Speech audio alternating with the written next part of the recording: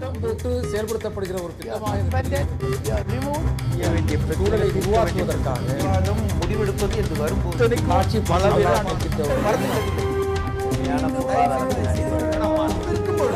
எதிர்த்து பேசிட்டு. வணக்கம் நண்பர்களே, நேர்பட பேசு நிகழ்ச்சிக்கு வரவேற்கிறோம். தேமுதிகவிலிருந்து அதிருப்தியாக வெளிவந்த 3 எம்எல்ஏக்கள் உட்பட 10 பேரை நேற்றுக்கு நீக்கம் செய்து உத்தரவிட்டிருக்கிறார் தேமுதிகவுடைய தலைவர் விஜயகாந்த். அதன் தொடர்ச்சியாக இன்றும் கூட அதில் பல்வேறு அடுத்தடுத்த நிகழ்வுகள் நடந்து கொண்டே இருக்கின்றன. அதில் குறிப்பாக அங்கிருந்து விலகியவர்கள் அல்லது நாங்கள் தான் உண்மையான தேமுதிக, எங்களை விலக்க முடியாது என்று கூறுகின்ற சந்திரகுமார் உள்ளிட்டவர்கள் தொடர்ந்து முன்வைக்கிற முக்கியமான ஒரு குற்றச்சாட்டாக மாறி இருக்கிறது. இந்த கட்சி திருமிகு பிரேமலதா விஜயகாந்தனுடைய கையில் தான் இருக்கிறது, முடிவெடுக்கின்ற அதிகாரத்தில் பிரேமலதா தான் இருக்கிறார். இப்படியான மக்கள் நல கூட்டணியோடு கூட்டணி என்கிற ஒரு முடிவை எடுத்தது விஜயகாந்த் அல்ல, அவருடைய மனைவிதான் என்கிற ஒரு குற்றச்சாட்டை முன்வைத்திருக்கிறார்கள். அதோடு கூடுதலாக இன்னொரு குற்றச்சாட்டாக அதிமுகவினுடைய வெற்றிக்காக மறைமுகமாக இப்படியான ஒரு உடன்படிக்கைக்கு வைகோ மூலமாக இப்படியான ஒரு முடிவு எடுக்கப்பட்டிருக்கிறது என்று இன்றைக்கு பத்திரிகையாளர் சந்திப்பிலே சந்திரகுமார் உள்ளிட்டவர்கள் கருத்து தெரிவித்திருக்கிறார்கள். இன்னொரு பக்கம் சந்திரகுமார் உள்ளிட்டவர்களுக்கு அமைச்சர் பதவி உள்ளிட்ட பல்வேறு ஆசை வார்த்தைகளை காட்டி தேமுதிகவை உடைக்க பார்க்கிறது, உடைக்க முயற்சிக்கிறது என்கிற குற்றச்சாட்டை தேமுதிகவினுடைய தலைமை செயலாளர் பார்த்தசாரதி உள்ளிட்டவர்களும் இளங்கோவன் போன்றவர்களும் கடுமையான விமர்சனங்களும் குற்றச்சாட்டுகளையும் வைத்துக் கொண்டிருக்கிறார்கள். என்ன நடக்கிறது? தேமுதிகவினோட உட்கட்சி பிரச்சனையாக மட்டும் இதை பார்க்க முடியுமா, அல்லது தமிழக தேர்தல் களத்தை ஒட்டி மக்கள் நல கூட்டணிக்கான அந்த பலம் என்பது கூடுதலாக போய்விடக் கூடாது, அழைத்த தேமுதிக வரவில்லை என்பதற்காக மற்ற கட்சிகள் இதை பிளவுபடுத்த அல்லது பலவீனப்படுத்த முயற்சிகள் எடுக்கின்றனவா என்கிற பல்வேறு விமர்சனங்கள் எழுந்திருக்கின்றன. இந்த விமர்சனங்களுக்கு ஊடாக மறுமலர்ச்சி திராவிட முன்னேற்ற கழகத்தினுடைய பொதுச் செயலாளரும் மக்கள் நல கூட்டணியினுடைய ஒருங்கிணைப்பாளரும் ஆன வைகோ அவர்கள் ஒரு கருத்தை முன்வைத்து திமுக தலைவர் திரு கருணாநிதி அவர்களை குறித்த அந்த கருத்து விமர்சனம் என்பது மிகப்பெரிய கடுமையான ஒரு கண்டனங்களுக்கு எதிரானது, உள்ளானது. உடனடியாக அதற்கு வருத்தம் தெரிவித்து ஒரு அறிக்கையும் இன்றைக்கு கொடுத்திருக்கிறார். இவற்றையெல்லாம் குறித்துதான் நாம் பேச இருக்கின்றோம். இன்றைய நம்முடைய விவாதத்தில் பங்கேற்கிறார்கள் தேமுதிகவிலிருந்து விலக்கி வைக்கப்பட்டிருக்கின்ற முன்னாள் கொள்கை பரப்பு செயலாளர் திரு சந்திரகுமார், அதே போல மூத்த பத்திரிகையாளர் திரு ஜி.சி. சேகர், திராவிட இயக்க தமிழர் பேரவையினுடைய தலைவர் திரு சுபவீர பாண்டியன், அண்ணா திராவிட முன்னேற்ற கழகத்திலிருந்து முன்னாள் சட்டமன்ற உறுப்பினர் பேராசிரியர் தீரன், மறுமலர்ச்சி திராவிட முன்னேற்ற கழகத்திலிருந்து திரு காரை செல்வராஜ். அனைவருக்கும் வணக்கம். சந்திரகுமார், நிறைய குற்றச்சாட்டுகளை அடுக்கியிருக்கிறீங்க. எனக்கு உடனடியாக கேட்க வேண்டிய கேள்வியாக இருக்கிறதுங்கிறது, திருமிகு பிரேமலதா விஜயகாந்த் கையில தான் இந்த கட்சி இருக்கிறது, அவருடைய கட்டுப்பாட்டில் தான் இந்த கட்சி இருக்கிறது என்பது நேற்றைக்கு தான் தோணியது அவங்க எல்லாருக்கும்? இந்த அதிருப்தியாக வெளியில வந்திருக்கிற உங்களோட அத்தனை பேருக்குமான இந்த ஞானோதயம் அப்படிங்கிறது நேற்றைக்கு தான் பிறந்ததா? இது ஞானோதயம் கிடையாது. அதாவது அவங்களுடைய கட்டுப்பாட்டில் நான் நேற்றைக்கு தான் போச்சுன்னு சொல்லலை. 2014 பாராளுமன்ற தேர்தலே அவங்க கட்டுப்பாட்டுக்கு போயிடுச்சு கட்சி. 2014 21 நிர்வாகிகள் ஆபீஸ்ல இருக்கும். 21 பேர்ல யாரு கூட கூட்டணி வைக்கலாம், பிஜேபி கூட்டணியா அல்லது திமுக கூட்டணியான்னு தலைவர் கேட்கிறார். 18 பேர் நாங்க திமுகவோடு தான் கூட்டணி வைக்கணும், அதுதான் வெற்றிக்கான கூட்டணின்னு சொல்றோம். அப்ப சரி நீங்க சொன்னபடி நம்ம திமுகவோடு பேசுவோம்னு சொல்லிட்டு போனவர் அதன் பிறகு 2:15 மணிக்கு அங்க இருந்து செல்கிறார் வீட்டுக்கு. 4:15 ஒரு மாலை ஒரு 4:30 மணி 5 மணி வாக்கில கேப்டன் தொலைக்காட்சியில மட்டும் பாஜகவுடன் கூட்டணி பேச்சுவார்த்தையை தேமுதிக துவங்கியது என்று ஸ்கிராலிங் போகுது. அப்ப அன்றைக்கே முடிவெடுத்து விட்டோம். ஏன்னா அன்னைக்கு பிஜேபியோட போகணும்னு சொல்லி மனநிலையிலே பேசியவர் எங்களுடைய அண்ணியவர்கள் தான். அதனாலதான் நாங்க சொல்றோம், அன்னையிலிருந்தே கட்சி அவங்களுடைய கட்டுப்பாட்டுக்கு போயிடுச்சு. ஆனா நாங்க அவர்கள் ஓரளவுக்காவது நாட்டு நடப்பு தெரிந்து இருக்கின்ற சூழ்நிலையை புரிந்து கொண்டு தமிழ்நாட்டில் அரசியல் களம் எப்படி இருக்கிறது, தமிழ்நாட்டு மக்கள் எதை விரும்புகிறார்கள், இதையெல்லாம் பார்த்து நல்ல முடிவெடுப்பார் என்ற நம்பிக்கை இருந்தது. அந்த நம்பிக்கையின் அடிப்படையில் தான் நாங்களும் அவங்க கூட இணைந்து பணியாற்றிக்கிட்டே வந்தோம். ஆனா இன்னைக்கு அவங்க எடுத்திருக்கின்ற இந்த முடிவு ஒட்டுமொத்தமாக தேமுதிகவை புதைகுழிக்குள்ளே தள்ளக்கூடிய நிலையை உருவாக்கிவிட்டார். இதுதான் என்னுடைய குற்றச்சாட்டு. அதனாலதான் சொல்றேன், அவங்களுடைய கட்டுப்பாட்டிலே கட்சி இருக்கிறது. ஜான்சி ராணி அப்படியெல்லாம் நிச்சயமாக மிக சமீபத்தில் உங்களால் போற்றப்பட்டவர். இன்றைக்கும் சொல்கிறேன், வீரமானவர், தைரியமானவர். நான் தென்னகத்தினுடைய ஜான்சி ராணின்னு சொல்லியிருக்கிறேன். வீரமங்கை வேலு நாச்சியாராக பார்க்கிறேன்னு சொல்றாரு. அதுல எந்த மாற்று கருத்து எனக்கு இல்லையே. அவர் எடுத்த முடிவு தவறு. இன்னைக்கே என் தலைவர் நல்லவர், அவரை நான் இன்னைக்கே மனசுல வச்சுட்டு இருக்கேன், இல்லைன்னு சொல்ல. எடுத்த முடிவு தவறு, இதை மாற்றுங்கன்றதான் என்னுடைய கோரிக்கை. அதுதான் நான் கேட்கிறேன். இல்ல, இந்த இடத்துல நீங்க வந்து ஒரு தந்திரமான ஒரு முடிவா அதை பார்க்க வேண்டியதோ இருக்கான்னு தோணுது. ஏன்னா இப்போ உங்களுடைய எதிர்பார்ப்பை இப்படி வெளியில வந்து ஒரு குற்றச்சாட்டாக நீங்க இப்படி எங்களுடைய ஆதங்கத்தை புரிந்து கொள்ள வேண்டும், நாங்கள் முன்வைக்கிற கோரிக்கையை ஏற்க வேண்டும் அப்படின்னு வந்து அவருக்கு ஒரு நெருக்கடி கொடுக்கறது இருக்குல்ல, வெளியில வந்து கொடுக்கும்போது என்ன நடக்கும்னு தெரியும் உங்களுக்கு. கட்சியில நிச்சயமா வச்சுக்க மாட்டாங்க, வெளியேற்றுவாங்கன்னு தெரியும். அதை தெரிந்தே இப்படியான ஒரு முடிவை நீங்க எடுத்துக்கீங்களா? அவரால் உருவாக்கப்பட்டவன், அவரால் சட்டமன்ற உறுப்பினரானவன். இன்றைக்கு நாங்கள் வந்திருக்கின்ற 10 பேரும் நாங்கள் அழிக்கப்பட்டாலும் பரவாயில்லை, இந்த கட்சியிலிருந்தும் அரசியலிருந்தும் நாங்கள் அழிக்கப்பட்டாலும் பரவாயில்லை, இந்த இயக்கம் நன்றாக இருக்க வேண்டும், இனியாவது அவர் தன்னுடைய முடிவை மாற்றிக்கொள்வாரா என்கின்ற எதிர்பார்ப்பு இயக்கம் தான் நாங்கள் வெளியே வந்து பேச ஆரம்பித்தது. கட்சியில நாங்கள் மட்டுமல்ல, கிட்டத்தட்ட எனக்கு தெரிந்து கிட்டத்தட்ட ஒரு 90% பேர் மனக்குமுறலிலே இருக்கிறார்கள். இன்றைக்கு கூட என்னுடைய அண்ணன்மார்களாக இருக்கின்ற தலைமையில் இருக்கிறவங்க எல்லாம் என்னை பத்தி ரொம்ப தவறாக தரக்குறைவெல்லாம் பேசியிருக்காங்க. ஆனால் அவர்களுடைய உள்மனது என்னன்றது எனக்கு தெரியும். இன்னைக்கு ரொம்ப தரக்குறைவா பேசினவர் கிட்டத்தட்ட 1 மாத காலம் அலுவலகத்துக்கே வரல, கேப்டன் போன் பண்ணி கூட அவர் எடுக்கல. இது மாதிரி பல மாவட்ட செயலாளர், பல சட்டமன்ற உறுப்பினர்கள் இருக்காங்க. பெயரை சொல்ல விரும்பல நான், ஏன்னா அதுக்குள்ள அதை போய் ஒரு கஷ்டப்படுத்த விரும்பல. இதுதான் எல்லாருடைய கருத்து சார், இது என்னுடைய கருத்து மட்டும் இல்லை. இல்ல, இப்ப நீங்க ஒரு கருத்தை முன்வைக்கிறீங்க, அதிமுக ஆட்சி அகற்ற வேண்டும்னா வந்து ஒரு வலுவான கூட்டணி அமையணும் அப்படிங்கிறதுக்கான நாங்க வந்து தொடர்ந்து அவர்கிட்ட பேசிட்டு இருந்தோம்னு கருத்தை முன்வைக்கிறீங்க. இன்னைக்கு பத்திரிகையாளர் சந்திப்பிலையுமே நீங்க சொல்லும் போது திமுகவோடு கூட்டணி அமைக்க வேண்டும் அப்படிங்கிற ஒரு நிர்பந்தத்தை அவருக்கு வைக்கிறீங்க. அப்படியே இல்லைனாலும் திரு கருணாநிதி அவர்கள் தான் முதலமைச்சர் ஆவார் அப்படின்ற ஒரு கருத்தையும் முன்வைக்கிறீங்க. இதெல்லாம் பார்க்கும்போது திமுக தான் உங்களை வந்து இயக்குகிறதா அப்படிங்கிற உங்களுடைய இப்போ இருக்கிற உங்களுடைய பழைய நண்பர்களுடைய இந்த குற்றச்சாட்டுக்கு வலு சேர்க்கிறதோ அப்படின்னு தோணுது. அதான் சார், திமுகவோடு கூட்டணி வைக்க வேண்டும் என்பதில் நாங்க முதல்ல சொல்லல, தலைவர் பேசுறார். அவர் தான் சொன்னார் திமுகவோடு நாம் கூட்டணி வந்து பேசணும், 50 சீட்டு தரேன்றாங்க, 10% உள்ளாட்சியில் தரேன்னு சொல்றாங்க. அதனால நான் என்ன கேட்டிருக்கேன்னா 50% இடங்கள், அதாவது 117 சீட் எம்எல்ஏ சீட்னா உள்ளாட்சியில் 50%. இதை எங்கிட்ட மட்டும் சொல்ல சார், 3900 பேர் இன்டர்வியூல கலந்துக்கிட்டோம், விருப்ப மனு கொடுத்து இன்டர்வியூல 3900 பேர்கிட்ட கேப்டன் அவர்களே அவர் வாயில சொன்ன விஷயம் எங்கிட்ட சொன்னதான் நான் சொல்லல சொன்னார். ஆனா 117 இடங்கள் கேட்டிருந்தாரா? 117 இடங்கள் வேண்டும் நான் கேட்டேன், அவர் சொன்னதுதான், நான் சொல்லல. மீண்டும் சொல்கிறேன், திமுகவோடு கூட்டணி பேசியதை நான் சொல்லவில்லை, கேப்டன் சொன்னது. இதெல்லாம் நான் கேட்டேன், அவங்க தர மறுத்துட்டாங்க அப்படின்னாரு. அப்ப நாங்க சொன்னோம், போகாத ஊருக்கு நாம் வழி தேடுகிறோம், இது எப்படி கொடுப்பாங்க, நம்மளுடைய சக்தி என்ன, அவங்க சக்தி என்ன, அவன் 5 முறை அவங்க முதலமைச்சராக இருந்தவங்க, அதனால நம்ம கொஞ்சம் அட்ஜஸ்ட் பண்ணி என்ன அப்படின்னு கேட்டார். நாங்க சொன்னோம், ஒரு வந்திருந்தவங்க, நான் சொல்லல, வந்த எல்லாரும் 60 சீட்ல இருந்து 70 சீட் நம்ம கேட்கலாம், அதற்கு நமக்கு தகுதி இருக்கு, கொடுப்பாங்க. ஒரு 25% 30% உள்ளாட்சி தேர்தல் இடங்களை கேட்போம், கொடுப்பாங்க. நாங்க ஏன் அந்த உள்ளாட்சி ரொம்ப நான் பிரஸ் பண்ணோம் அந்த நேரத்தில் அப்படின்னாக்கா, கிட்டத்தட்ட இந்த 10 ஆண்டு காலத்தில் உள்ளாட்சி பிரதிநிதியாக கூட அங்க கட்சியில் இருக்கிறவங்க ஆக முடியல. இந்த முறை இந்த வாய்ப்பு அமைஞ்சதுன்னா குறைந்தபட்சம் 40,000 பேர், 30% இடம் வாங்கினா 40,000 பேர் தலைவர், ward member, counsellors, district counsellors, union councillor, நிறைய வாய்ப்புகள் இருக்கும். அதற்காகத்தான் அவர்கிட்ட நாங்க பேசணும். ஒரு கட்சியினுடைய தலைவரை வந்து முதலமைச்சர் ஆக்கணும் தான் எல்லா தொண்டர்களும் எதிர்பார்ப்பாங்க, ஒவ்வொரு கட்சியினுடைய தொண்டர்களும் தொடர்ந்து முன்வைக்கிற ஒரு கோரிக்கை. ஆனா நீங்க இன்னொரு கட்சியை முதலமைச்சர் ஆக்கிறதுக்கோ இல்ல ஆட்சிக்கு வருவதற்கோ இவர் துணை போகணும் அப்படின்னு வைக்கிற கோரிக்கையே மற்ற கட்சியினர் ஏற்கக்கூடிய ஒரு நிலையில இல்லையே. நீங்க ஏற்கனவே அவர் சொன்னதே, பொதுக்கூட்டங்கள்ல பேசினதே, கிங்கா இருக்கணுமா கிங் மேக்கரா இருக்கணுமா, அப்ப கிங்கா தான் இருக்கணுங்கும் போதுதான் மக்கள் நல கூட்டணிங்கிற ஒரு ஆப்ஷன் அவர் எடுக்கிறாரு. திமுக அவரை முதலமைச்சர் வேட்பாளரா நிச்சயம் ஏத்துக்க மாட்டாங்க. அப்படியான ஒரு சூழல்ல அவரை நீங்க திமுக கூட்டணிக்கு போகணும்னு சொல்றதுக்கான பின்னணி என்ன? கிங்கா இருக்கணும்னு முடிவு பண்ணியிருந்தால் திமுகவோடு ஏன் பேச வேண்டும்? திமுகவுடைய முக்கிய பிரமுகரை எதற்காக தனியாக சென்று இவர் சந்திக்க வேண்டும்? நான் பேரை சொல்ல விரும்பல சார், ஏன் சந்திக்கணும்? அதுக்கு மட்டும் பதில் சொல்லட்டும். எங்களுக்கு சார் இந்த கட்சி ஆரம்பத்தினுடைய நோக்கம் என் தலைவர் முதலமைச்சராக வேண்டும். ஏன்னா இதுல எனக்கு பெரிய பங்கு இருக்கு. என் தலைவர் அரசியல் கட்சி ஆரம்பிக்கணும். அப்ப சொல்றார், நான் கட்சி ஆரம்பிக்கணும்னு சொன்னா நீ என்ன செய்ய போறனார். மிகப்பெரிய ஒரு மாநாடு போன்ற ஒரு கூட்டத்தை ஈரோட்டில் காமிக்கணும்னு சொன்னேன். ஈரோட்டில் நீங்க கேட்டு பாருங்க, 13/3/2005 பிரம்மாண்டமான கூட்டம், லட்சக்கணக்கான மக்களை ஈரோட்டில் திரட்டணும். அதாவது ஒரு மாநாடு தான் அது.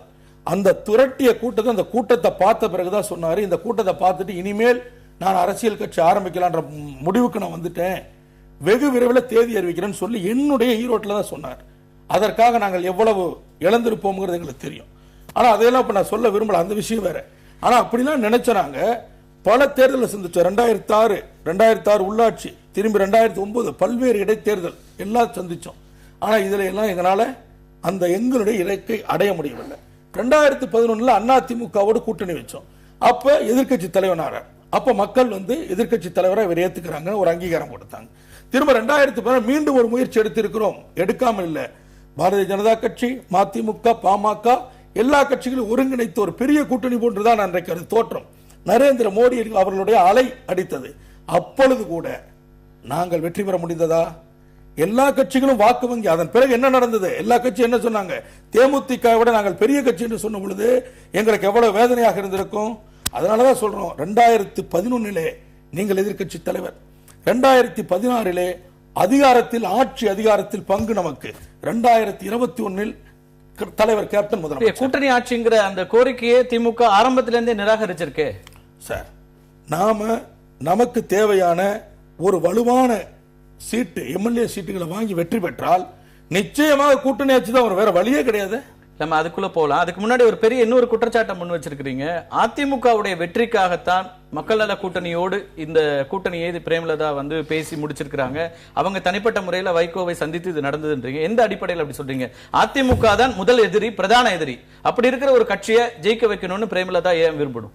சட்டமன்றத்தில் இருந்த 19 எம்எல்ஏக்களும் தலைவரிடத்தில் பேசிக்கிட்ட பொழுது திமுகவோட கூட்டணி வைக்க வேண்டும் என்று சொன்னோம். அதற்கு மறுத்து விட்டார். அன்றைக்கு அவர் சொன்ன பதில் இன்றைக்கு எல்லா எம்எல்ஏக்களுக்கு தெரியும். என்ன சொல்றார்? நீங்க எம்எல்ஏ ஆவதற்காக நான் கட்சி நடத்தவில்லை, நீ எம்எல்ஏ ஆகிறதுக்காக நான் கட்சி நடத்தல, நீ எம்எல்ஏ ஆகி இந்த கட்சிக்கு என்ன பிரயோஜனம் கேட்டார். 19 எம்எல்ஏக்களையும் பார்த்து, என்னை மட்டும் இல்ல சார், 19 எம்எல்ஏக்களும் மனசாட்சிக்கு தெரியும் அவங்களுக்கு இந்த கட்சிக்கு என்ன பிரயோஜனம் கேட்டார். First point. ரெண்டாவது, இன்னைக்கு மக்கள் நல கூட்டணியினர்ல நல்ல முடிவு அப்படின்னு சொல்றாருல்ல, ஏன் பாரதிய ஜனதா கட்சியோடு பேச வேண்டும்? ஏன் அவங்களை வீட்டுக்கு வரவழைச்சு பேசுறீங்க? தனியா வேறொரு வீட்டுக்கு வரவழைச்சு பேசுறீங்க? யாரையாவது கட்சி நிர்வாகிகளை வச்சு பேசுறீங்களா? ஏன் எங்க அண்ணியை மட்டும் நீங்க அனுப்பி பேச வைத்ததனுடைய காரணம் என்ன சார்? கட்சினா எல்லாத்தையும் நிர்வாகிகள் நாங்க இருக்கோம்ல, ஏன் எங்களை வச்சு பேசல வெளிப்படையா? அப்ப நாங்க என்ன சொல்றோம், பாரதிய ஜனதா கட்சியிடம் இவர்கள் பல்வேறு நிபந்தனைகள். இந்த முறை தான் அப்படி நிர்வாகிகள் இல்லாம இந்த பேச்சுவார்த்தை நடந்ததா? ஆமா, 2011 பண்டுட்டியார் அவர்கள் இருந்தார், கட்சியினுடைய இளைஞரணி செயலாளர் சுதீஷ் இருந்தார், கட்சியினுடைய பொருளாளர் சுந்தரராஜன் இருந்தார். இவங்க எல்லாம் போய் தான் கூட்டணி பேசினாங்க. அன்றைக்கு இல்ல இந்த நிலைமை. இன்னைக்கு தான் 2014 இது தொடங்கிருச்சுன்னு சொன்னீங்கல்ல, அதுக்கு பிறகு 1.5 ஆண்டுகள் நீங்க கூட இருந்திருக்கீங்க. 2014 குழு போட்டார், இவங்க முடிவு எடுத்தாங்க, குழு போட்டார். நாங்க அதாவது பிஜேபியோட கூட்டணி வைக்கணும், அதற்கான காரண காரியங்களை எங்களிடத்துல சொன்னாங்க, நாங்க ஏத்துக்கொண்டோம். அதாவது 2014 ஏற்றுக்கிட்டோம். ஆனா அன்னைக்கு அவர்களுடைய வற்புறுத்தல் முடிவு. நாங்க தானே கூட்டணி பேச போனோம், அதுல நான் அன்னைக்கு குற்றச்சாட்டை சொல்லலையே. ஆனா இன்னைக்கு பிஜேபியோட தனிப்பட்ட முறையிலே இவர்கள் பேசினாங்க. அதுல இவர்கள் வைத்த நிபந்தனைகள் என்ன நிபந்தனைகள் எனக்கு தெரியாது. கூட்டணின்னு பேசும்போது உங்களுக்கு தெரியாததுல அரசியல்ல 2-3 கட்சிகள் பேசுதுன்னும் போது உங்களுக்கு டிமாண்ட் கூடும். அப்ப உங்களால அதிகமான இடங்களை கேட்டு பேச முடியும்.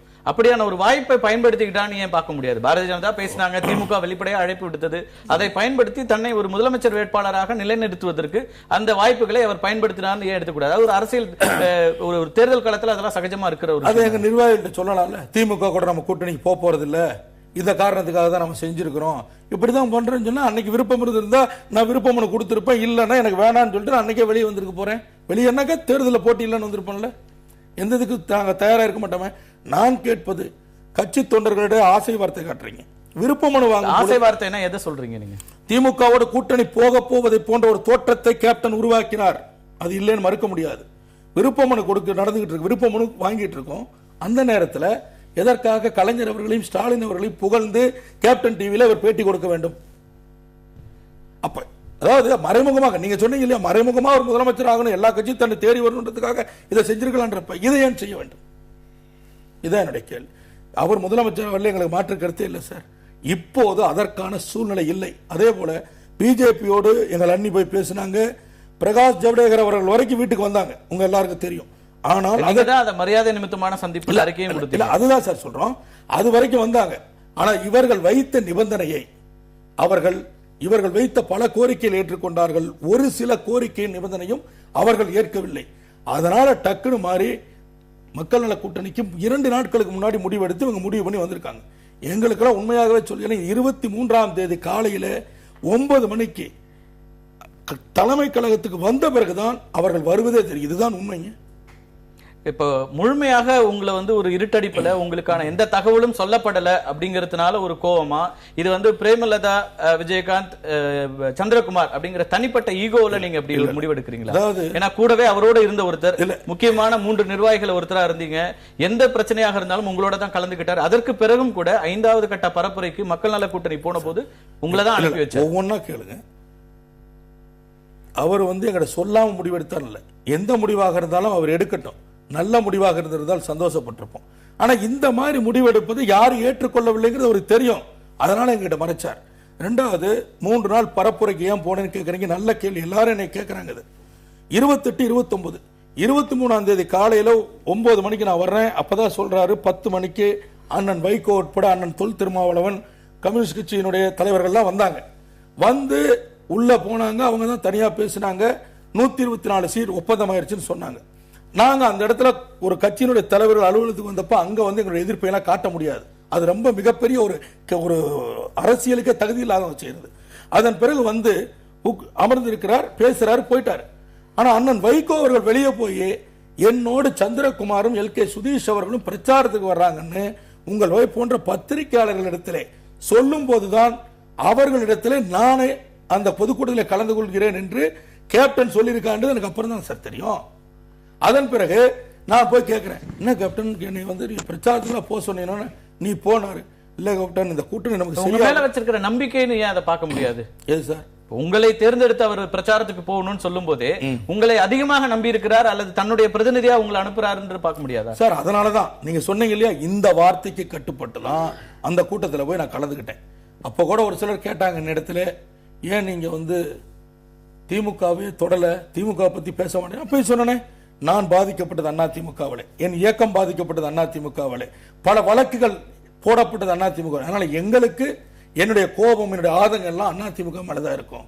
திமுக பேச வேண்டிய அவசியம் இல்லை. இப்ப நிறைய வெளியில வந்து குற்றச்சாட்டுகள் வைக்கப்பட்டுட்டே இருக்கு. இவங்க வந்து இதெல்லாம் கேட்டாங்க, பேரம் பேசினார்கள், 500 கோடின்னு வைகோ அவர்களே முன்வைத்தார் ஒரு குற்றச்சாட்டை. 500 கோடி 80 இடங்கள் அப்படின்னு ஒரு பேரம் நடத்தியதாக அதை பிரேமலதா மறுத்தாங்க. ஆனாலும் நீங்க சொல்றது படி பார்த்தா பாரதிய ஜனதா கட்சியோடு பேசும்போதும் அவங்க வேற ஏதோ எதிர்பார்த்தாங்க, அந்த இதெல்லாம் கிடைக்கலன்றீங்க. அப்படியான என்ன எதிர்பார்ப்புகள் இருந்தது? கட்சியினுடைய நலன் தாண்டி வேற தனிப்பட்ட நலன்கள் இருந்ததா நினைக்கிறீங்களா சார்? திமுகவோடு அவர் பேசியதோ உண்மைன்னு அவரே சொன்னார். என்கிட்ட சீட்டு கேட்டேன், 50 தான் கொடுக்குறேன்னு சொன்னாங்க, உள்ளாட்சியில் 10% தான் கொடுக்குறேன்னு சொன்னாங்கன்னு அவர் சொன்னார்.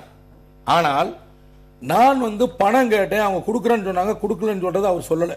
அதனால வந்து அவர் என் தலைவர் சொல்லாததை நான் வந்து ஒத்துக்க முடியாது. அவர் சொன்னது இல்ல. நீங்க பாரதிய ஜனதா கட்சி கிட்ட வேற சில கோரிக்கைகள் வச்சாங்க, அது ஏற்கப்படல. நீங்க அது என்ன கோரிக்கைகள்? அப்படி ஒரு சில கண்டிஷன் சொன்னா அவங்க அதுக்கு ஒத்து வரல, விட்டாச்சு. அவ்வளவுதான் எங்ககிட்ட கிடைச்ச பதில். அதனாலதான் நான் சொன்னேன், இல்லைன்னா அதை சொல்ல மாட்டேன். அது என்ன கண்டிஷன்ஸ்ங்கிறது உங்களுக்கு சொல்லல, எங்ககிட்ட சொல்ல, எனக்கு தெரியாது. இப்போ தொடர்ந்து நீங்க வந்து அவரை இன்னமும் வந்து நாங்க ஏற்றுக்கொள்கிறோம் அப்படின்லாம் சொல்றது அவருக்கான ஒரு நெருக்கடி கொடுக்கறதாவே வச்சுட்டு இருக்கீங்களா? கிடையவே கிடையாது. அவர் கட்சியில இருந்து உங்களை நீக்கிட்டாரு சார்? கிடையவே கிடையாது. நான் வந்து எனக்கு நல்ல விவரம் தெரியாத காலத்துல இருந்து 1980ல இருந்து அவரை பார்த்து ரசிச்சு அவரை வந்து நான் தலைவராக ஏற்றுக்கிட்டேன். அதனால வந்து அவரை இன்னைக்கு நேசிக்கிறேன், என்னைக்கும் நேசிப்பேன். இல்ல, ஒரு நேசிக்கிற ஒருத்தர் அவர் விரும்பக்கூடிய அல்லது அவருக்கு திணிக்கப்பட்டதாகவே கூட இருக்கட்டும், அவருக்கான ஒரு நெருக்கடியா அது மாறுதுன்னு அவர் எடுத்திருக்கின்ற இந்த தப்பான முடிவு தேமுதிகவை அழித்துக் கொண்டிருக்கிறது. இன்னைக்கு கூட சொன்னாங்க, இவங்க அதோட காணா போயிடுவாங்க. நாங்க காணா போக மாட்டோம். எனக்கு ஒண்ணும் இல்லை, இன்னைக்கு எனக்கு எதுவுமே தேவையில்லை, அரசியலே வேணான்ட்டு போய் வீட்டுல உட்காந்துக்கலாம், தப்பே கிடையாது. ஆனா இந்த இயக்கம் இருக்காது. எடுத்திருக்கின்ற இந்த முடிவு மிகப்பெரிய சரிவை நோக்கி செல்லுதா இல்லையான்னு பாருங்க. அதே போல இந்த கூட்டணியில நான் மற்ற கூட்டணி யாரை பத்தியும் பேச மாட்டேங்க, எனக்கு தேவையில்லை. அவங்களாம் எனக்கு என்ன வந்து ரொம்ப அந்த 3 நாள் பிரச்சாரத்திலே ரொம்ப அலம்பு செலுத்தினாங்க. அவங்களெல்லாம் யாரை குறை சொல்ல. ஆனால் என் தலைவர்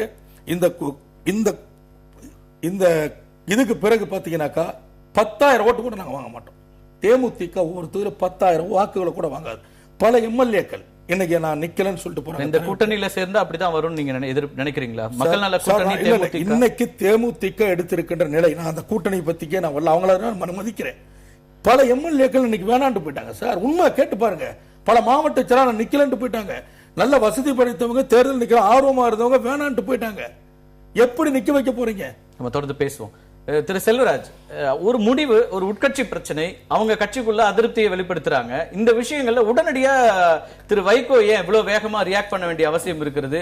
உங்களுக்கு என்ன பிரச்சனை? இன்னொரு கட்சியினுடைய உட்கட்சி பிரச்சனை அது அவர்கள் தீர்த்து கொள்ள வேண்டிய விஷயம். நீங்க உடனே இதுக்கு பதிலாக அவங்க வந்து விஷத்தையே அவருக்கு வச்சிருக்கலாம் அப்படின்ற மாதிரியான அதீதமான ஒரு எதிர்வினை இதெல்லாம் ஏன் உங்கள்கிட்ட வருது? மறுமலர்ச்சி திராவிட முன்னேற்ற கழகத்தினுடைய தலைவர் என்கிற நிலையில் இருந்து அவர் இதை வைக்கல. தேசிய முற்போக்கு திராவிட கழகம் மறுமலர் மக்கள் நல கூட்டணியோட ஒருங்கிணைப்பாளர் என்கிற நிலையிலிருந்துதான் இதற்கான பதிலை அவர் பதிய வைத்திருக்கிறாரே தவிர மதிமுகவின் சார்பில் இல்லை. அது ஒன்று தெளிவுபடுத்திடுறேன். ஏற்கனவே இந்த மக்கள் நல கூட்டணியாக இருக்கிற பொழுதும் தேமுதிக இணைந்ததற்கு பிறகும் எல்லா தொலைக்காட்சி ஊடகங்களிலும் ஒருவருக்கு மக்கள் நல கூட்டணியை பிரிப்பதற்கும் சிதைப்பதற்கும் உடைப்பதற்கும் மிகப்பெரிய சதித்திட்டம் நடந்து கொண்டிருக்கிறது. அது திமுகவின் பக்கத்திலிருந்து மட்டுமில்ல, எல்லா பக்கங்களிலிருந்தும் அந்த கணைகள் வந்து கொண்டிருக்கிறது. மாற்றத்தை நோக்கிய பயணத்தில் இந்த ஒரு மாற்றம் வந்துவிடும் என்கிற ஒரு சூழ்நிலை தமிழக அரசியல் களத்தில் வந்ததற்கு பின்னால் இந்த கூட்டணியே அமைந்துவிடக் கூடாது என்பதற்காக முயற்சி செய்தார்கள். திமுக உட்பட எல்லா கட்சியும் எங்கள் மீது விமர்சனங்களை வைத்தார்கள், அம்புகள் எய்தார்கள். இந்த சூழ்நிலையில இந்த 5 இயக்கங்களும் உடையிற அளவுக்கு பலவீனமான ஒரு கூட்டணி, பலவீனம்ங்கிறதுக்கு இல்ல, உடைப்பதற்கு முயற்சி செய்கிறார்கள் தான் நான் சொன்னேன். உடைப்பதற்கு முயற்சி செய்கிறார்கள். இந்த சூழ்நிலையில் இந்த 5 இயக்கங்களும் ஒன்றிணைந்து போராட வேண்டிய, நீங்க பார்க்காததுல தேர்தல் காலத்துல எல்லா ராஜதந்திரங்களும் பயன்படுத்தப்படும்.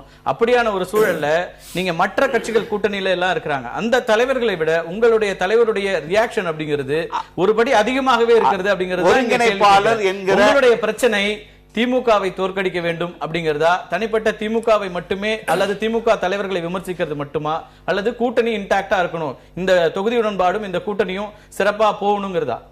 கூட்டணி சிறப்பாக போக வேண்டும். திமுக அண்ணா திமுக 50 ஆண்டுகால அரசியலிலிருந்து ஒரு மாற்றத்தை தமிழகம் சந்தித்தாக வேண்டும். இதுதான் எங்களுடைய நிலைப்பாடு. இதெல்லாம் நாங்கள் தெளிவுபடுத்தி தான் இந்த தேர்தலில் நிக்கிறோம். பழக்கருப்பையா கேட்கிறாரு, நீங்க அதிமுகவுக்கு 9 எம்எல்ஏக்கள் சட்டமன்ற தேமுதிக இருந்து போனாங்க, அப்பெல்லாம் அதை பற்றி ஒரு சிறிய கவலை கூட தெரிவிக்காத வைகோவுக்கு இப்ப என்ன திடீர்னு கவலை? மாற்று கட்சியாக எதிரெதிர் துருவங்களிலே அரசியல் பயணங்கள் செய்கிற பொழுது சில இடங்களில் விமர்சனங்கள் வைப்பதற்கான வாய்ப்புகளும் அவசியமும் தேவைப்படாமல் போகும். இப்பொழுது நாங்கள் சகோதரர்களாக இணைந்திருக்கிறோம். இந்த தேர்தல் களத்தில் ஒன்றிணைந்து நாங்கள் தேர்தல் களத்தை சந்திக்க வேண்டும் என்று சூழ்நிலை வருகிற பொழுது ஒருவருக்கொருவர் வருகிற பிரச்சனைகளிலே நாங்கள் ஏற்கனவே எல்லா தொலைக்காட்சிகளையும் அறிவிச்சிருக்கார். ஒருத்தருக்கு ஒரு பிரச்சனை என்றால் நான், அவருக்கு பிரச்சனை என்றால் நான் நிற்பேன், எனக்கு என்றால் அவர். 5 பேரும் ஒருவருக்கு வருகிற பிரச்சனைகளுக்கு நாம் ஒன்றிணைந்து போராடக்கூடிய சூழ்நிலையை தான் நம்ம உருவாக்க வேண்டும் என்பது தெளிவாக நாங்கள் சொல்லி இருக்கிற ஒன்று. அந்த நிலையில் தேசிய முற்போக்கு திராவிட கழகத்தில் வந்திருக்கிற இந்த பிரச்சனைகள் இப்பொழுது இருக்கிற சூழ்நிலையில் நான் அண்ணன் சந்திரகுமார் அவர்கள் பேசி முடித்ததுக்கு பிறகு என் மனதில் பட்டது, தேசிய முற்போக்கு திராவிட கழகத்தினுடைய ஒரு நிறுவன தலைவர் இடத்திலிருந்து அவர் பேசின மாதிரி தான் நான் நினைக்கிறேன். அவர் தலைவருக்கோ தலைமை எடுக்கிற முடிவுக்கோ எந்த முடிவுக்கு எல்லாமே அவர் சொன்ன எல்லா செய்திகளுமே பொதுக்குழுவும் செயற்குழுவும் கூடி ஒரு முடிவு செய்து தலைவருக்கு அதிகாரம் கொடுப்பது என்பது தமிழகத்திலே இப்பொழுது நடந்து கொண்டிருப்பதுதான். பொதுக்குழு கூட்டி 5000 பொதுக்குழு உறுப்பினர்களை கூட்டி ஒவ்வொருத்தராக கருத்து கேட்டோ செயற்குழு உறுப்பினர்களை கருத்து கேட்டோ எடுக்கிற முடிவு செயற்குழுவும் பொதுக்குழுவும் தலைவருக்கு அதிகாரத்தை கொடுக்கிறாங்க. தலைவர் முடிவெடுக்கிறார். அதிமுகவில் பாதிக்கப்பட்டோம் என்று இவர்கள் சொல்லுவதும் அதற்கு மருந்து திராவிட முன்னேற்ற கழகத்துடன் தான் அந்த மருந்து இருக்கிறது, அங்கே போனாதான் நான் பட்ட காயங்களுக்கு மருந்து கிடைக்கும் என்று சொல்லி ஒரு காலம் ஏற்றுக்கொள்ள முடியாது. தேசிய முற்போக்கு திராவிட கழகம் ஆரம்பித்தது, அவர் ஒரு கட்சியினுடைய தலைவர், அந்த கட்சியினுடைய மகளிரணி தலைவர் பிரேமலதா விஜயகாந்த் அவர்கள், அவர் விஜயகாந்துடைய துணைவியார். அவர் எடுக்கிற முடிவு ஒருவருக்கு ஒருவர் பேசித்தான் எடுக்க வேண்டும். இது ஒரு கட்டாயம். இது நீங்க ஒரு விமர்சனம் பண்றதற்கான வாய்ப்பே அதுல வரல. சோ தலைவர்கள் பிரேமலதா கட்சியில என்ன பொறுப்புல இருக்காங்கன்ற கேள்வி வரும். பொறுப்பு என்பது அதை விட விஜய் கட்சியினுடைய நிறுவன தலைவருக்கு துணைவியார். ஜனநாயகத்தை பத்தி மத்த எல்லாருக்கும் நீங்க முன்வைக்கிற இந்த வாதம் சரியா இல்ல. நடைமுறையில் அதுதான் இருக்குன்னு நான் ஏத்துக்கிறேன். எல்லா கட்சிகளிலும் அது இருக்கு. ஆனால் அதை நியாயப்படுத்த வேண்டிய இடத்துல நீங்க நியாயப்படுத்தி, அதுதான் நீங்க இப்படி வரும்போது இப்படி கேள்வி வரும். நியாயப்படுத்தி பேசவில்லை. அவர் சொல்லுவது அந்நியார் என்று அவர் சொல்லுகிற பொழுது நான் அண்ணன் சந்திரகுமார் அவர்களுக்கு நான் பதிலாக வைக்கிற பொழுது நான் சொல்ல வேண்டிய செய்தியை தவிர அதில் உண்மை சரி பொய் என்பதற்காக இல்லை. அவர் பேசிய பேச்சுக்களுக்கு நான் பதில் கொடுக்க வேண்டிய கட்டாயம். ஒன்றாவது என்ன சொன்னான்னு கேட்டீங்கன்னா, விருப்ப மனு வாங்குவதற்கு முன்னால் இது தெரிந்தால் யாரும் அதாவது ஒரு கட்சியினுடைய தலைமை ஒரு முடிவு எடுத்ததற்கு பின்னால் இப்பொழுது தலைவர் கலைஞர் அவர்களோ தளபதி மு.க. ஸ்டாலின் அவர்களோ ஒரு நிலை எடுக்கிற பொழுதும் கட்சியில் இருக்கிற அனைத்து உறுப்பினர்களும் தொண்டர்களும் அதை ஏற்றுக்கொள்ளக்கூடிய சூழ்நிலை நம்ம பார்த்திருக்கிறோம். கட்சியினுடைய தலைவர் தான் கிங்காக இருக்க வேண்டும். வருகிற தேர்தல் 2016 இல்லை, 2021 தேர்தல் களம் நம்முடைய களமாக இருக்க வேண்டும் என்று ஒரு தலைவர் நினைத்து அதை நோக்கி பயணமாக போகிற பொழுது இத்தனை ஆண்டு காலம் அவர் கட்சி ஆரம்பிப்பதற்கு முன்னால் இருந்து நான் ரசிகனாக இருந்து இத்தனை காலம் எல்லாம் பாராட்டக்கூடிய விஷயம் தான். கடந்த 35 ஆண்டு காலமாக அவரை ரசித்துக் கொண்டிருப்பவர் தான் 2500 ஈரோட்டில் கூட்டம் என்ன எங்க வருதுன்னா, இப்ப மற்ற நிர்வாகிகள் எல்லாம் வெளியில போனாங்க, வேறு சில மாவட்ட செயலாளர்கள் வெளியேறி இருக்கிறாங்க. அவங்க எல்லாம் இந்த குற்றச்சாட்டை முன்வைத்த போது எழாத அழுத்தம் சந்திரகுமார் முன்வைக்கும் போது ஏன் ஏற்படுது? அதற்கான எதிர்வினையாக தேமுதிகவில் இருந்து இத்தனை பேர் முதல் முறையாக இன்னைக்கு மீடியால வந்து பேசும்போதே அதுக்கான அழுத்தம் புரிஞ்சுக்க முடியுது. ஏன்னா அவ்வளவு தூரம் அந்த இடத்துல இருந்த ஒருத்தரை பேசும்போது அதுக்கான காரணங்களை நீங்க சிம்பிளா புறந்து இல்ல அது கால சூழல் தான் அதற்கு காரணம். இதே 23ஆம் தேதி அன்னைக்கு கூட்டணி இப்ப மட்டும் இல்லங்க, 2006லயே எனக்கு தெரிஞ்ச சில மாவட்ட செயலாளர்கள் கட்சியை விட்டு போயிருக்காங்க. அதற்கு பிறகு இப்போ சமீபத்திலயும் போயிருக்காங்க. 8-9 எம்எல்ஏக்கள் போனாங்க. அப்போதெல்லாம் எந்த இடத்திலும் சந்திரகுமார் உள்ளிட்ட யாருமே கூட அன்னைக்கு வந்து மீடியால பேசல. நாங்க தொடர்ந்து முயற்சிகள் எடுத்த போது கூட அதுக்கான வாய்ப்புகள் மறுக்கப்பட்டது. இன்னைக்கு வந்து எல்லாரும் பேசும்போதே அப்ப அதுக்கான ஒரு அழுத்தம் இருக்குன்னு தான் நம்ம புரிஞ்சுக்க வேண்டியிருக்கு. தலைவர் அவர்களில் இந்த நம்பிக்கையை சிதைத்திருக்கிறார்கள். நம்பிக்கை துரோகம் அந்த வார்த்தை கூட நான் பயன்படுத்தல. தலைவர் அவர்கள் மீது வைத்திருந்த நம்பிக்கையை சிதைத்திருக்கார் என்று எடுத்துக்கணும். 23ஆம் தேதி அன்னைக்கு ஒப்பந்தம் கையெழுத்தாகிறது. இதே 24ஆம் தேதி அன்று 7 பக்க கடிதம் கொடுத்திருப்பதற்காக அந்த கடிதங்கள் வாட்ஸ்அப்ல வந்தாச்சு, நான் முழுமையாக படித்திருக்கிறோம். அந்த கடிதத்தில் முழுவதுமாக கடன் கஷ்டப்பட்டோம், தாலியை வித்தோம், தொண்டன் கஷ்டப்படுறான், நான் கஷ்டப்படுறேன், எல்லாம் கஷ்டப்படுறேன், இல்லை என்று இல்லை, எல்லா இயக்கத்தில் இருக்கிற தொண்டர்களும் கஷ்டப்படுறோம். அதை நான் விமர்சனம் செய்யவில்லை. அந்த இடத்தில் தான் கடன் பட்டு இருக்கிறோம். அதனால நாங்க திமுக கிட்ட போனா எதை நோக்கி நம்ம திமுக கிட்ட போறோம் அப்படிங்கிற ஒரு கேள்வி இயல்பாக எழக்கூடிய கேள்வி. நீங்க அந்த இயல்பான கேள்வியெல்லாம் இருக்கட்டும், மதிமுகவில இருந்து மட்டும்தான் இந்த மாதிரியான மிகப்பெரிய குற்றச்சாட்டுகளை அப்படியே எடுத்தவங்க விட்டுன்னு சொல்றீங்க. என் கேள்வி இல்ல இருங்க, இது கூட உங்க யூகமா வச்சுக்கலாம், ஊகங்களா வச்சுக்கலாம். நீங்க 500 கோடி 1500 கோடி 2000 கோடி நீங்க பாட்டுக்கு குற்றச்சாட்டுகளை முன்வைக்கும் போது குறைந்தபட்சமாக அதுக்கு ஏதாவது ஒரு ஆதாரம் இருக்க வேண்டாமா? அதை கேட்டா கோவப்படுறது இது மாதிரியான அப்ரோச் நாங்க என்ன எடுத்துக்கிறோம்? இல்ல நான் 2 செய்திகளை நான் தெளிவுபடுத்திடுறேன். அதாவது இந்த செயல்பாட்டில் ஏன் மறுமலர்ச்சி திராவிட முன்னேற்ற கழகம் இந்த ஒருங்கிணைப்பாளர் இருக்கிற அன்பு தலைவர் வைகோ அவர்கள் இவ்வளவு வேகமாக பேச வேண்டும் என்று கேட்கிற பொழுது இந்த 2000 தேர்தல் களம் எப்படி இருக்கும், மக்கள் நல கூட்டணி எதை நோக்கி போய் கொண்டிருக்கிறோம், அதற்கான என்ன தடங்கல்களால் வரும், எந்த மூலையில் இருந்து வரும், தொடர்ந்து கட்சிகளை பிரிப்பதற்காக சூழ்ச்சி வலை பின்னிக் கொண்டிருக்கிற தொடர்ந்து பல ஆண்டுகளாக பல இயக்கங்களை பல அமைப்புகளை பிரித்தே பழக்கப்பட்டிருக்கிற திராவிட முன்னேற்ற கழகம் இதன் ஊடே வந்து இந்த காரியங்களை செய்து கொண்டிருக்கிறார்கள். பாதிக்கப்பட்டவர்கள் நாங்க வந்து நேரடியா தேசிய முற்போக்கு திராவிட கழகம் மட்டுமே பாதிக்கப்பட்டிருக்கிறால் வருகிற கோபம் மட்டும் இல்லை. மறுமலர்ச்சி திராவிட முன்னேற்ற கழகத்தின் கொலைப்பழி சுமத்தி இந்த கட்சியிலிருந்து வெளியேற்றப்பட்ட எங்கள் தலைவருடைய மனது என்ன இருந்திருக்கும்? அப்போ கூடவே இருந்தவர். அதன் பிறகு நீங்க திருமண வீடுகளுக்கு போயிருக்கீங்க. அப்பனா நீங்க சொல்றதுல என்னோட புரிதல் என்னவா இருக்குன்னா, இப்ப வந்து ஒரு கூட்டணி நலனை பாக்குறீங்களா, உங்களுடைய தனிப்பட்ட விருப்பங்களை முன்னிக்கிறீங்களா? அது 2 செய்தி. ஒன்று வந்து இந்த தொடர்ந்து பேசலாம், விளக்கம் கேட்க வேண்டி இருக்கிறது. ஒரு சின்ன பிரேக் எடுத்துட்டு வரலாம். 2 குற்றச்சாட்டுகள் இருக்கு, இதுக்கான பதிலும் வேணும். அதே போல அவர் சொல்றது வைகோ அவர்கள் மூலமாக அதிமுகவுக்கான வெற்றியை நோக்கி செல்வதற்கு தான் இப்படி ஒரு கூட்டணி அமைக்கப்பட்டிருக்கு அப்படிங்கிற குற்றச்சாட்டு முன் வச்சிருக்காரு. அதுக்கான விளக்கம் உங்கள்கிட்ட கேட்கலாம். ஒரு சிறிய இடைவேளைக்கு பிறகு நேர்பட பேச தொடரும். செல்வராஜ், நம்ம இடைவேளைக்கு முன்னாடி பேசிட்டு இருந்தோம், அதோட சேர்த்த கேள்விதான் இது. தேமுதிகவுடைய உட்கட்சி பிரச்சனை, இதற்கு உடனடியாக பதில் சொல்ல வேண்டியவர் அல்லது இதை பத்தி பேச வேண்டியவர் திரு விஜயகாந்த். அவரே மௌனமாக இருக்கும் போது வைகோ இவ்வளவு வேகமாக வர வேண்டுமாங்கிற கேள்விதான் வருது. இல்ல, விஜயகாந்த் அவர்கள் மௌனமாக இல்லையே. நேற்றைக்கே கடிதம் கொடுத்து அவர்கள் கட்சியிலிருந்து நீக்கி இருக்கிறார்கள், புதிதாக உறுப்பினர்களை நியமித்திருக்காரு இல்லையா? ஒரு கட்சியினுடைய தலைவர் எடுக்க வேண்டிய முடிவுதான். அவர்கள் பேசுகிற பேச்சிற்கு எல்லாத்திற்குமே விமர்சனம் வைக்க வேண்டிய அவசியம் ஒரு நடவடிக்கை நடவடிக்கை எடுக்கப்பட்டது. கட்சி தலைமையை விமர்சிச்சார்கள், அவங்க வந்து டைம் கொடுத்தாங்க, அந்த டைம் நான் ஏற்க முடியாது, நீங்க வெளியில போய் என்ன விமர்சனம் செய்யறது அப்படின்னு உடனடியாக அவங்களை கட்சியில இருந்து நீக்கிட்டீங்க. அவங்க அதை நீக்க முடியாதுங்கிற அந்த ஆர்குமெண்ட் எல்லாம் தனியா இருக்கட்டும். அதற்கான விளக்கம் எங்கேயாவது வந்ததா? இவ்வளவு குற்றச்சாட்டுகளை முன்வைக்கிறாங்க. இந்த குற்றச்சாட்டுகளுக்கு குறைந்தபட்ச விளக்கம் கூட தேமுதிக தலைமையிலிருந்து வராத போது அதற்காக வைகோ அவர்கள் இவ்வளவு வேகமா ரியாக்ட் பண்ணும்போது தான் கேள்வி. அதை மறுபடியும் சொல்ற ஒரு ஒருங்கிணைப்பாளராக கூட்டணி சார்பாக ஒரு ஒருங்கிணைப்பாளராக அவருடைய வாதங்களை எடுத்து வைத்திருக்காருன்னு எடுத்துக்கணும். கட்சியினுடைய தலைமையிலிருந்து அவர்களுக்கு ஏன் ஒரு கட்சியிலிருந்து நீக்கி இருக்கிறாங்க. தலைமையில இருந்து அவங்களுக்கு கூட இல்ல, நாங்க தொடர்ந்து முயற்சி எடுத்துட்டு தான் இருக்கிறோம். தேமுதிக தலைமை இந்த விஷயத்துல என்ன சொன்னாலும் பதிவு செய்வதற்கு நம்ம தயாரா இருக்கிறோம். தொடர்ந்து தொடர்பு கொண்டு தான் இருக்கோம். இன்னைக்கு இந்த விவாதத்திற்கும் கூட அழைப்பு கொடுத்தோம். ஆனால் அவர்கள் எப்போது வந்தாலும் அவர்களுக்கான விளக்கங்கள் கொடுக்க முடியும். ஏன்னா அவங்க இல்லாம அவங்க தரப்பு விளக்கத்தை நீங்க என்னதான் முன் வச்சாலும் அது முழுமையாக இருக்குமா? இல்ல, அதாவது இப்போ அண்ணன் சந்திரகுமார் அவர்கள் நேற்றுக்கு வைத்த குற்றச்சாட்டுகள், இன்றைக்கு மயிலாப்பூரிலே ஹோட்டல்ல வச்ச குற்றச்சாட்டுகள் எல்லாம் அலசி ஆராய்ந்து பார்த்து கட்சியின் மீது வைக்கிற குற்றச்சாட்டுகளுக்கு நிச்சயமாக அந்த தலைமையிலிருந்து பதில் வரும் என்கிற நம்பிக்கை இருக்கிறது. அவங்க தெரியும் என்ன பெண்புலத்தில் அவர்கள் போயிருக்கிறார்கள், என்ன நோக்கம். அவங்க 2 பேட்டியில பாத்தீங்கன்னா ஆரம்பத்தில் அதிமுக ஜெயிக்க வேண்டும் என்பதற்காக இந்த மக்கள் நல கூட்டணி இந்த உருவானதுன்னு சொல்றதும், அதற்கடுத்து இல்லை கூட்டணியை சேர்ந்தாலும் சேராவிட்டாலும் கலைஞர் தான் முதலமைச்சர் ஆவார், திமுக தான் ஜெயிக்குன்னு சொல்ற ஒரு வாக்கு மூலமும் கொடுக்கிற மாதிரி சொல்றதெல்லாம் பாத்தீங்கன்னா இது ஏற்கனவே திட்டமிடப்பட்ட ஒன்று. 23ஆம் தேதிக்கு பிறகு 24ஆம் தேதி 7 பக்க கடிதம். அந்த கடிதத்தின் மொத்த சாராம்சத்தை நான் ஏற்கனவே சொல்லிட்டேன், நான் திரும்ப உள்ள போக விரும்பல. அதிலிருந்து தலைவர் சொன்னார் நான் 28, 29, 30 3 கூட்டங்களுக்கு போய் நான் இந்த கூட்டத்தில் பேசுறேன்னு சொல்லுது. கூட்டத்தில் என்ன பேசுனீங்க? அந்த கூட்டத்திலே திமுகவை பற்றி பேசவில்லை என்கிறத ரொம்ப நாசுக்கா சந்திரகுமார் எடுத்து வச்சாங்க. அது இப்ப பேசும்போது சொன்னாங்க. ஆனால் இங்க உங்களுக்கு மன விருப்பம் இல்ல, மன ஓட்டம் அதில் இல்லை. எதுக்கான பதிலா வந்ததுன்னா, எங்களோடு வந்தவர் நான் அவரை எங்கெல்லாம் போனாலும் தேடிட்டு இருந்தேன், சந்திரகுமார் எங்க இருக்கார் அப்படின்னா தேடிட்டு இருந்தேன் போது அதுக்கான விளக்கமா வருது. நான் எந்த இடத்துலயும் என்ன பேச சொன்னாங்க, நான் பேசல. என் மனதுக்கு எது சரி தவறுங்கிறதுல நான் சரியா இருந்தேன். அதிமுக தான் முதல் எதிரிக்கும் போது அதை விமர்சிச்சேங்கிறார். அதாவது 23ஆம் தேதி எங்களுக்கே தெரியாது, ஆனால் தலைவர்கள் கையெழுத்து போட்டு விட்டு போனதற்கு பிறகு வைகோ அவர்கள் வெளியிலே அறிவிக்கிற பொழுதுதான் இந்த கூட்டத்திற்கு நான் பேசுவதற்காக நியமிக்கப்பட்டிருக்கிறேன் என்று அண்ணன் சந்திரகுமார் அவர்கள் தெளிவா சொல்றாங்க. அது வரைக்கும் கட்சி தலைமை செய்தி வராமல் இருந்திருக்கலாம். தலைவர் அவர்கள் மீது வைத்த நம்பிக்கை எது? தலைவர் ஒரு முடிவெடுத்து சொல்றாரு, நீங்க போயிட்டு வாங்கன்னு சொன்னா போறாங்க.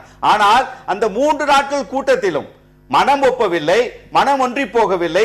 அவர்கள் கூற்றுப்படி 95% தேசிய முற்போக்கு திராவிட கழகத்தினுடைய தொண்டர்கள் எல்லாம் இதற்கு ஒத்து போல. கிங் ஆகணும்னு கத்துறவனா யாரு தொண்டன்னு தெரியல. இந்த இவங்க சொல்ற 95% தொண்டர்கள் எங்கே இருந்து வந்தார்கள், இல்ல இவர்களுடைய அடியில் இருந்திருக்காங்க தெரியாது. மக்கள் நல கூட்டணி இந்த கிங்கை ஞாபகப்படுத்தாம இருந்தா நல்லது. ஏன்னா நீங்க தான் சொன்னீங்க நாங்க குறைந்தபட்ச செயல் திட்டம் வச்சிருக்கோம், தேர்தலுக்கு பிறகுதான் இதெல்லாம் முதலமைச்சர் நான். அதனால அது உங்களுக்கு நம்ம தொடர்ந்து பேசலாம். நம்ம திரு சுபவி அவங்க தொடர்ந்து முன்வைக்கிற குற்றச்சாட்டுங்கிறது இதுக்கு பின்னணியில திமுக தான் இருக்கிறது.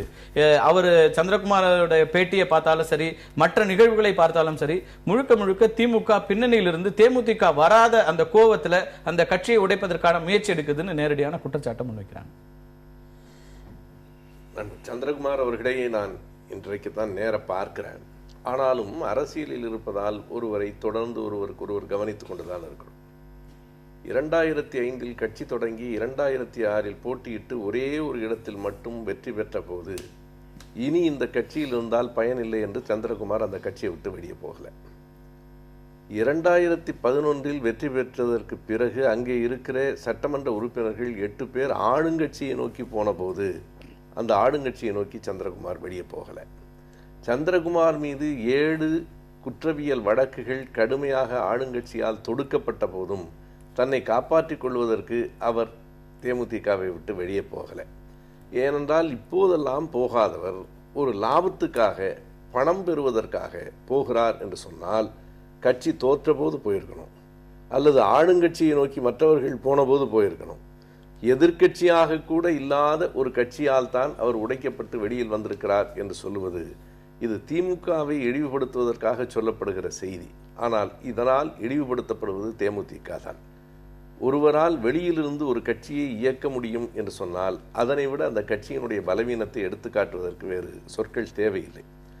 இன்னொரு செய்தி, நண்பர் காரை செல்வராஜ் திரும்ப திரும்ப ஒரு பாதுகாப்பாக ஒரு செய்தியை சொல்லுகிறார்.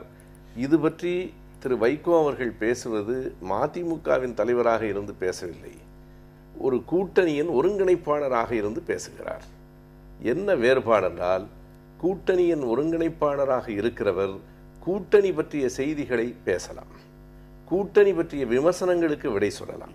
கூட்டணியில் இருக்கிற ஒவ்வொரு கட்சியினுடைய உட்கட்சி விவரத்திற்கும் ஒருங்கிணைப்பாளர் பொறுப்பாளி இல்லை.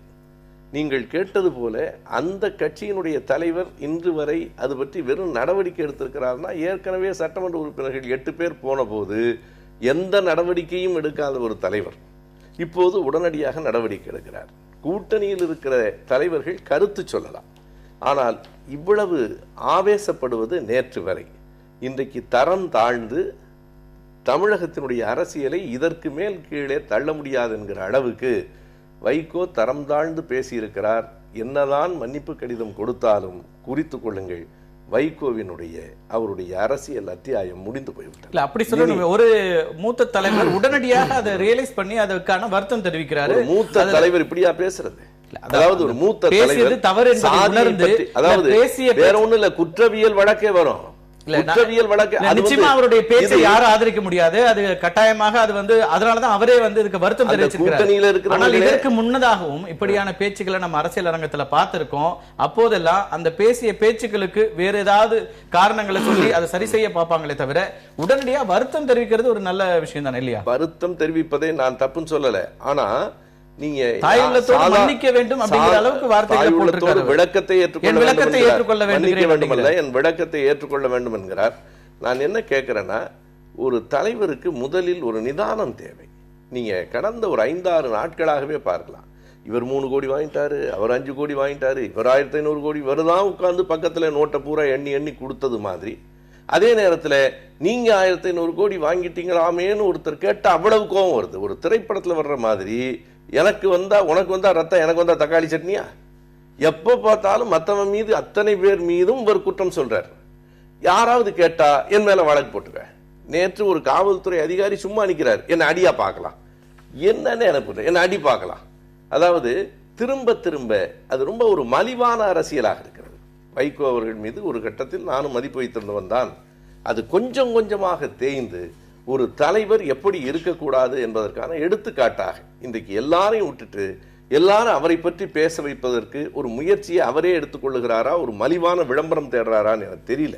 நீங்க என்னதான் இன்றைக்கு நீங்கள் மன்னிப்பு கடிதம் கொடுத்தாலும் இந்த கரை, அவரே சொல்றார் என் வாழ்நாளில் செய்த குற்றம் என்று. வாழ்நாளில் இனி அழிக்க முடியாத கரையை அவர் செய்திருக்கிறார். இந்த குற்றச்சாட்டுகள் அவர் வைக்கிறது ஒரு பக்கம் இருக்கட்டும். இப்ப எல்லாவற்றையும் தாண்டி அவர் பேசுறது, தேமுதிகவிலிருந்து இந்த முடிவை எதிர்த்து அதிருப்தியாளர்களாக வெளியேறுகிறவர்கள், இதுவரை வெளியேறியவர்கள் திமுகவில் தான் இணைஞ்சிருக்காங்க, அதிமுகவுல இணையில. அப்படிங்கும் போது இயல்பா அந்த சந்தேகம் வரதான செய்து திமுக அவர்களை ஏற்றுக்கொள்ளும் போது யார் திமுகவில் இணைந்திருக்கிறார்? மாவட்ட செயலாளர்கள் 2 பேர் சேர்ந்திருக்காங்கல்ல. இப்போ மாவட்ட ஏன் அப்படி பார்த்தா ஏற்கனவே 7 பேர் போய் மாஃபா பாண்டியராஜன்ல இருந்து அத்தனை பேர் அதிமுகவில் சேர்ந்திருக்காங்களே. அதான் இப்ப இந்த பேச்சுவார்த்தைக்கு பிறகு நீங்க கூட்டணிக்கு அழைச்சீங்க, வரல. அதுக்கு பிறகு யுவராஜும் தினேஷும் இவர்கள்லாம் வர்றதுக்கு முன்னாடி நேரடியாக இந்த கட்சியை விட்டு விலகி சேர்ந்தாங்க. தொடர்ந்து பேசலாம். அவர் அதிமுகவையும் உடைத்ததாக அவர் குற்றச்சாட்டு வச்சிருக்காரு. விலகவும் இல்லை, அவர்கள் விலக்கி இருக்கிறார்கள். வைகோ ஒரு கேள்வி கேட்ட போது, சந்திரகுமார் கேட்ட கேள்விக்கு அவர் சொல்றாரு, ஆங்கிலத்தில் சொல்றாரு ஐ வாஸ் எக்ஸ்பெல்ட் அப்படின்னு ரொம்ப கோபமா சொல்றாரு.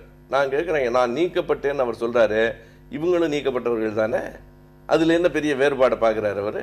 இல்ல அப்ப நீக்கப்பட்ட போது கூட திரு வைகோ நான் தான் உண்மையான திமுக அப்படின்னு போய் எலெக்ஷன் கமிஷன் வரைக்கும் போனது.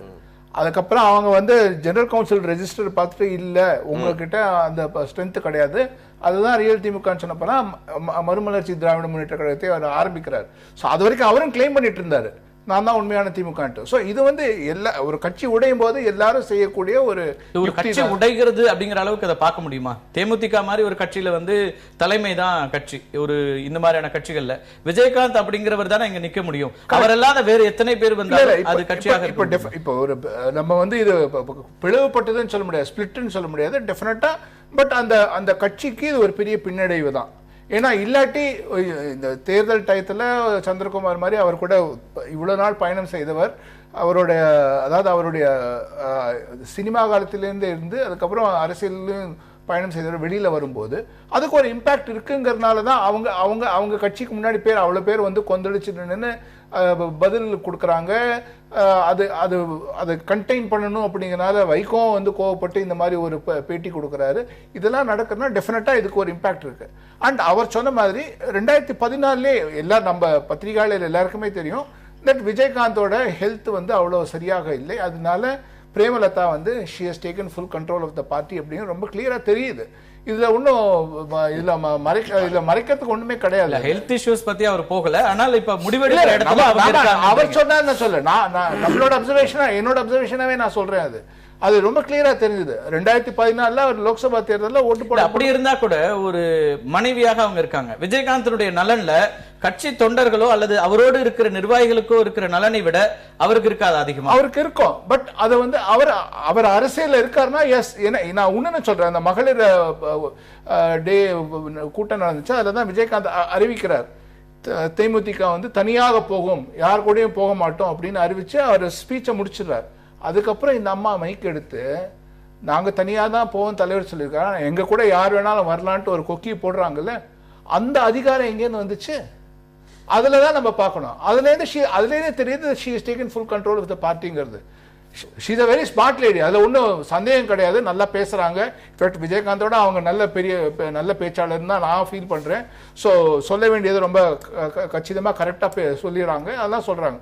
பட் அவர் தான் இப்போ கட்சியை நடத்துறாருங்கிறத அவர் சொல்றதுல வந்து இந்த முடிவு எடுத்ததுக்கு வந்து ஏன்னா வைகோவும் அவங்களும் தான் பேசியிருக்காங்கன்னு எல்லாருக்கும் தெரியும். அதான் நான் தீரன் பேசணும். அது மாதிரி ஒரே ஒரு செய்தி, ஒரு நிமிடத்துல சந்திரகுமார் வந்ததுனால அப்படியே பிளவு அல்ல தேமுதிக தன்னுடைய செல்வா அப்படிலாம் நான் சொல்லலை. இன்றைக்கும் செல்வாக்கு உள்ள தலைவர் விஜயகாந்த் தான், சந்திரகுமாரை விட மக்கள்கிட்ட அவருக்கு தான். ஆனால் இவர்கள் வந்ததால் எந்த தாக்கமும் இல்லைன்னா முடிவு பண்ண முடியாது.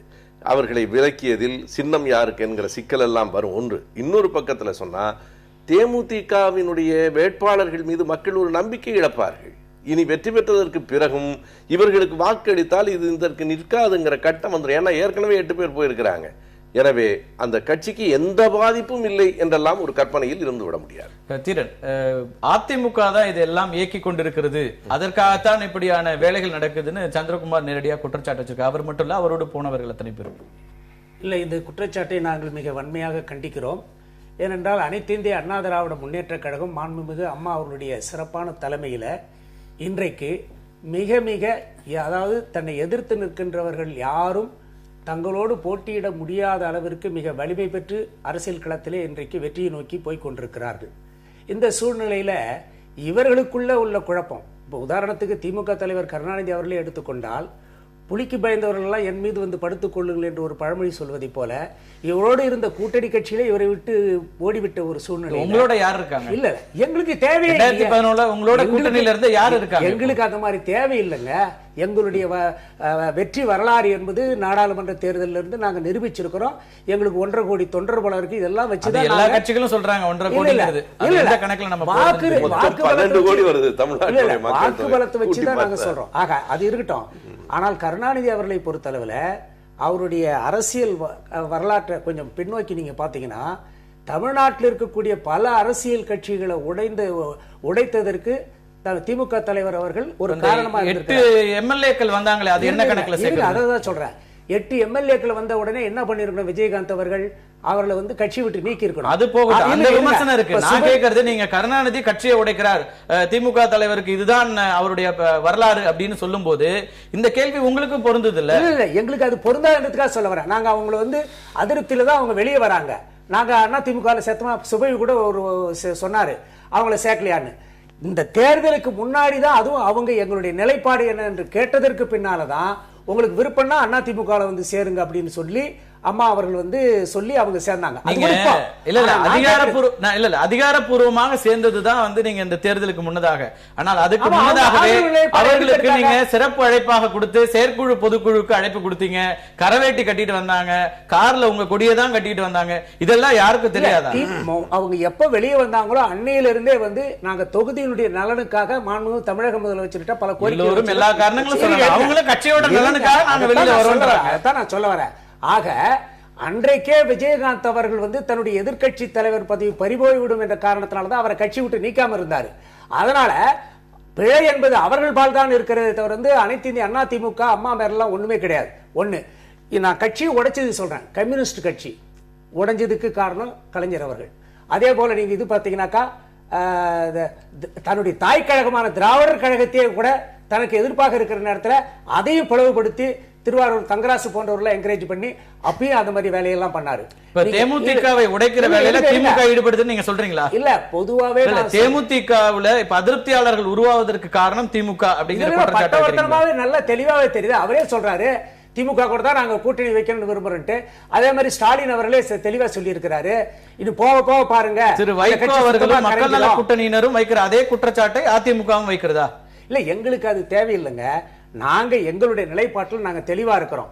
நீங்க ஒரு செய்தியை விளக்கத்தை சொல்ல வரும்போது கருணாநிதி அவர்கள் அவர் அரசியல்ல ஒரு பத்மாசுரன் தான் சொல்லணும். ஏன்னா நீங்க திமுக முதலமைச்சர் அண்ணா இறந்த உடனே யார் முதலமைச்சர் போது அன்னைக்கு நாவலர் தான் பெரிதாக பேசப்பட்டார்.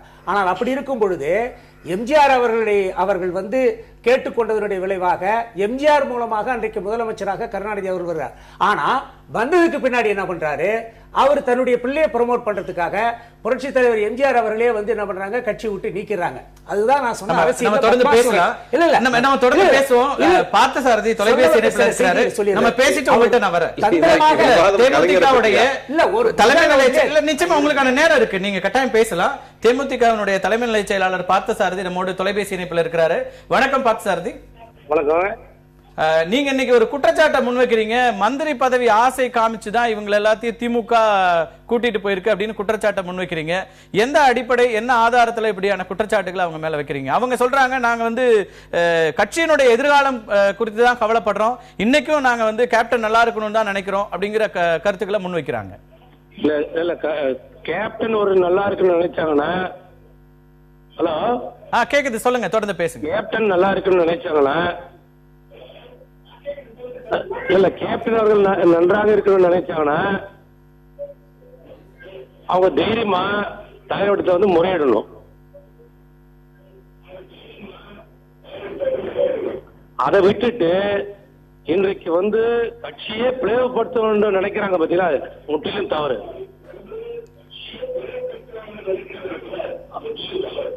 உங்களுக்கு பிடிக்கவில்லைன்னு சொன்னா நீங்க பதவியை ராஜினாமா செய்யுங்க.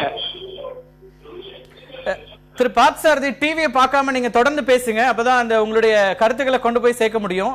டிவி வால்யூம் குறைச்சிட்டு நீங்க பேசுங்க. கார்த்திகை சார், நான் பார்த்துட்டு இருக்கிறேன். இல்ல டிவி சவுண்ட் கம்மி சவுண்ட் சொல்ல ஃபுல்லா சொல்லு. இல்ல நான் முதல்ல பார்த்துட்டு தான் இருக்கிறேன். ஹலோ சொல்லுங்க, தொடர்ந்து பேசுங்க பார்த்தசாரதி. உங்களுடைய தொலைபேசி இணைப்புல தான் இருக்கீங்க, நீங்க தொடர்ந்து பேசுங்க. தலைவருடைய செயல்பாடு பிடிக்கலன்னா கட்சிக்குள்ள இருந்து தன்னுடைய கருத்தை நீங்க தெளிவுபடுத்தணும். அவங்கதான் கடிதமே கொடுத்திருக்காங்க. 24ஆம் தேதியே கடிதம் நாங்க கொடுத்திருக்கிறோம். அதற்கு பிறகும் அவர்கிட்ட இருந்து பதில் வரல அப்படிங்கும் போது என்ன செய்ய முடியும்? சார், இவரை மாரி எத்தனை பேர் 1000 பேர் கடிதம் டெய்லி வருது. 1000 பேரோட சந்திரகுமாரையும் ஒரே நபராக நீங்க பாக்குறீங்களா?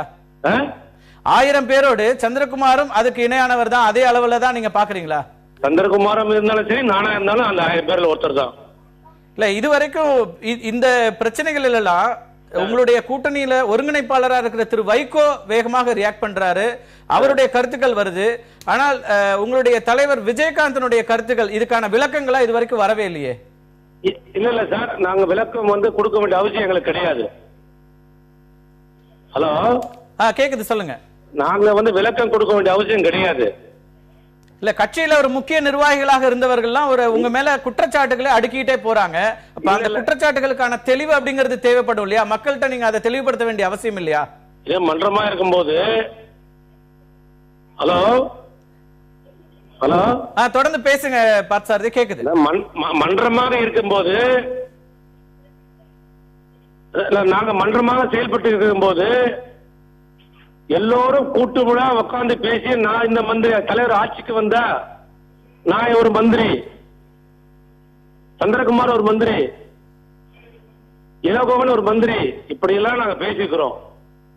தலைவர் முதலமைச்சர் ஆகவில்லை என்றால் நீங்க எப்படி ஒரு மந்திரி ஆக முடியும்? இல்ல, அவர் இன்னொரு குற்றச்சாட்டு வைக்கிறாரு, கட்சியோட முடிவுகளை எடுக்கிற இடத்துல பிரேமலதா தான் இருக்கிறாங்க, இன்னைக்கு அவரால் தன்னிச்சையாக முடிவெடுக்க முடியல கேப்டனால அப்படின்னு அவர் குற்றச்சாட்டு வைக்கிறாரு. அதெல்லாம் முற்றிலும் தவறான விஷயம், முற்றிலும் தவறான விஷயம். ஏன்னா அவருக்கு எதிர்கட்சியுடைய கொறடா பதவி கொடுத்தது யார் என்று அவர் மனசாட்சிக்கு தெரியும். அவர் மறுக்கல. எல்லாருடைய கருத்து கேட்பார் தலைவர். ஆனால் இந்த முறை வெளிப்படையாக அந்த மாநாட்டில் தெரிஞ்சது உங்க தலைவர் எடுத்த முடிவுக்கு பிறகு அதுக்கான ஒரு விளக்கமாக திருமிகு பிரேமலதா அதுக்கு பிறகு பேசுறாங்க. அதுதான் ஒரு முடிவாக பின்னாடி வருது. அப்ப இந்த இடத்துல முடிவெடுக்கக்கூடிய இடத்தில் யார் இருக்கிறாங்கன்ற அவர் கேள்வி வைக்கும் போது அதுக்கான அழுத்தம் கூடுது தானே. மாநாட்டில் எந்த கருத்தும் தவறா பயன்படுத்தல அந்நியார்கள். இல்ல தவறாக சொல்லல, கட்சியினுடைய எதிர்காலம் குறித்து முடிவெடுத்தாங்கன்னு கூட நம்ம வச்சுக்கலாம். அதுல மாற்று கருத்து இல்ல. ஆனால் முடிவெடுக்க கூடிய இடத்துல அவங்க இருக்காங்களாங்கிறது தான் இப்ப கேள்வி. தலைவர் எடுக்கிற கருத்து முடிவுக்கு இன்னைக்கு தமிழ்நாட்டில் உள்ள 50 லட்சம் தொண்டர்கள் கட்டுப்படுத்துகிறாங்க. இல்ல இப்ப திமுகவோடு போலாமா அப்படிங்கிற கருத்தை அவர் கேட்டாரு. நேர்காணல் நேரத்துல அவங்க வேட்பாளர்களுக்கு தவறான ஒரு சமிக்கையை கொடுத்தாரு. திமுகவோட கூட்டணி வைத்திருந்தால் நாளைக்கு உள்ளாட்சி மன்றத்துல ஒரு 30% இடங்கள் கிடைச்சிருக்கும், கட்சிக்காரங்க எல்லாம் பலனடைந்திருக்கலாம். ஆனால் அப்படியான ஒரு பலனை அடைய விடாமல் தடுத்துட்டீங்க அப்படிங்கிற குற்றச்சாட்டு முன்வைக்கப்படுது. 2011 நான் கேட்க சொல்றது புரியுதா? கேக்குதுங்களா? கேக்குது பார்த்தாரதி, தொடர்ந்து பேசுங்க. கேக்குது. 2011 இதே அதிமுக கூட கூட்டணி போலாமான்னு கேட்டார். அன்றைக்கு தொண்டர்கள் எல்லோரும் முடிவு செய்து சேலம் மாநாட்டிலே அவங்க சொன்னாங்க.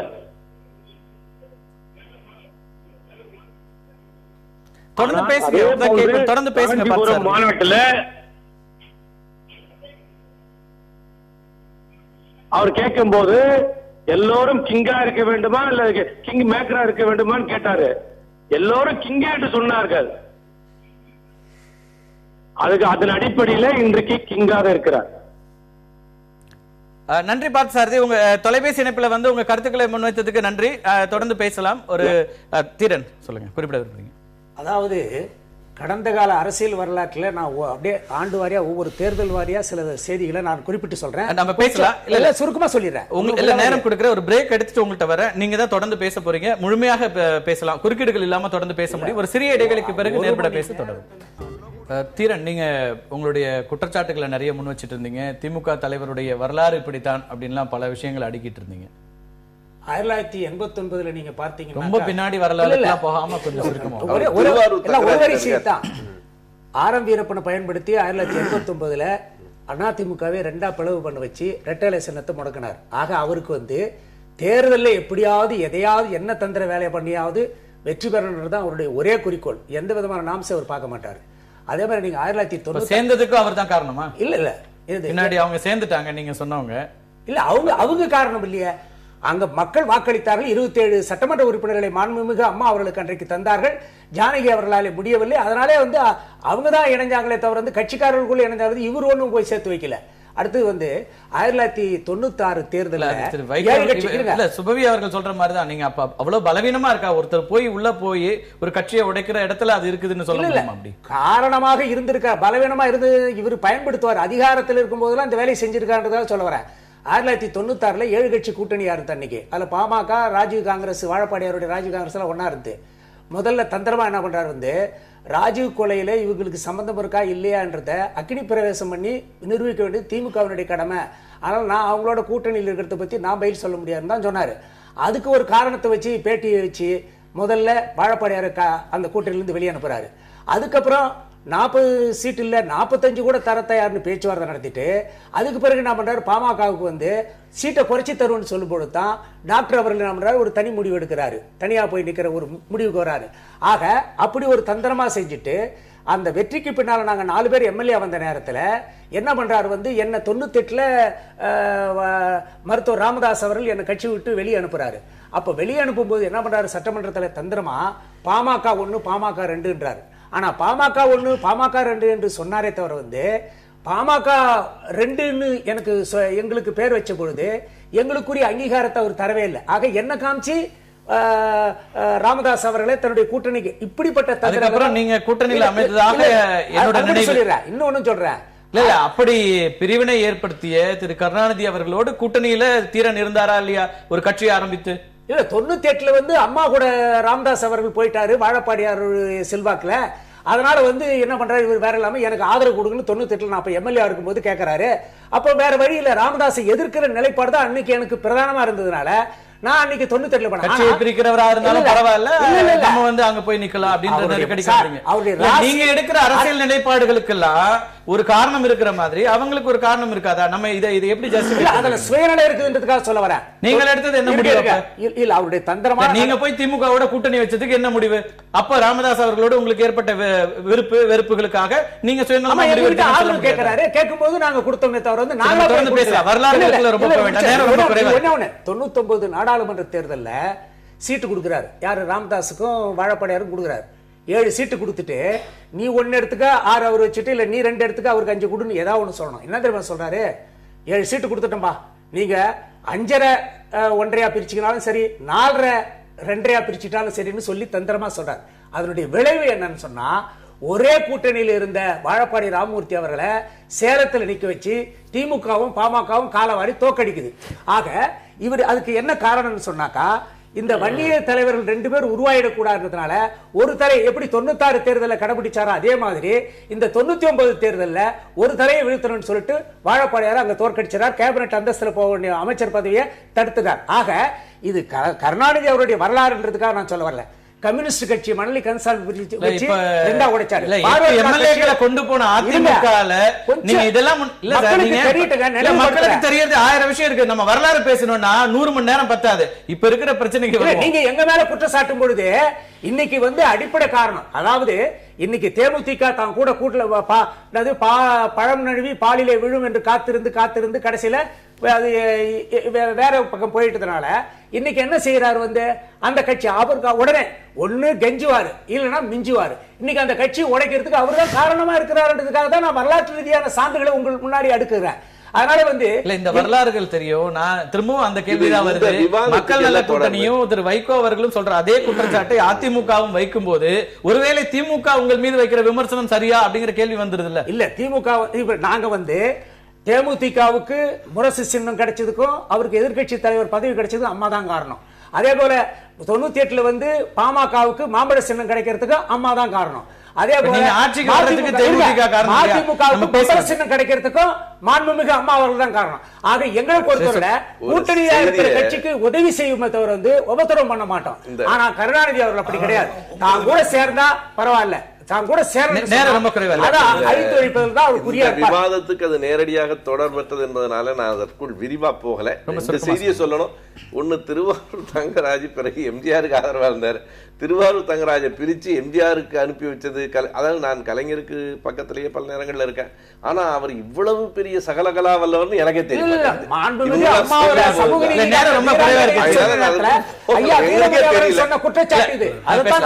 சந்திரகுமார் இப்ப நிறைய குற்றச்சாட்டுகள் வச்சிருக்காரு, பாத்சாரின்னு சொல்லியிருக்காரு. நீங்களும் சொல்லணும். வைகோ அவர்கள் சொல்றாரு இதை விட விஜயகாந்துக்கு பால்ல விஷம் கலந்திருக்கலாம் அப்படிங்கிற மாதிரியான ரொம்ப ஒரு குற்றச்சாட்டுகள்.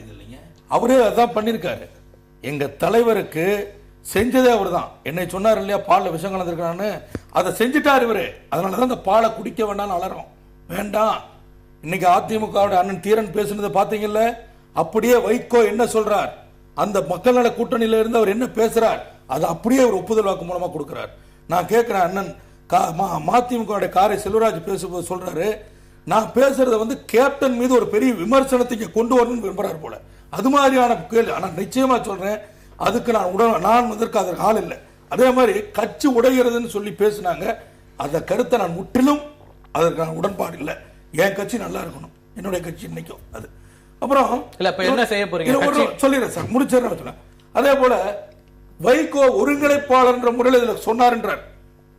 ஒருங்கிணைப்பாளர் வைகோ மக்கள் நல கூட்டணிக்கு மட்டும்தான். அதை ஒருங்கிணைப்பாளர் இதுக்குன்னு அவர் ஒத்துக்கிறார்னா மக்கள் நல கூட்டணி கிடையாது. கேப்டன் விஜயகாந்தன் சொல்ல தைரியம் இருக்கா அவங்களுக்கு? இரண்டாவது பாயிண்ட், தா பாண்டியன் சொன்னார், ஜெயலலிதா அவர்கள் மீது அடுக்கடுக்கான ஒரு குற்றச்சாட்டை வச்சாரு, கண்டெய்னர்ல பணம் இருக்குன்னு. தா பாண்டியன் அருமையா சொன்னார். அந்த பணத்தை எல்லாம் பிடிச்சு கொடுத்து 1 கோடி ரூபாய் என் கட்சிக்கு நிதி கொடுனார். இன்னைக்கு வரைக்கும் வைகோனால வாய் பேச முடிஞ்சுதாங்க? இதெல்லாம் வந்து ஏதோ வந்து இந்த மேடையில் வந்து 3ஆம் தர பேச்சாளர்கள் பேசுற மாதிரி பேசுற. அதே போல அண்ணன் திருமாவளவன் அவர்கள்ட்ட இன்னைக்கு பேட்டி கேட்கிறாங்க. அது அந்த கட்சியினுடைய உள் விவகாரம்.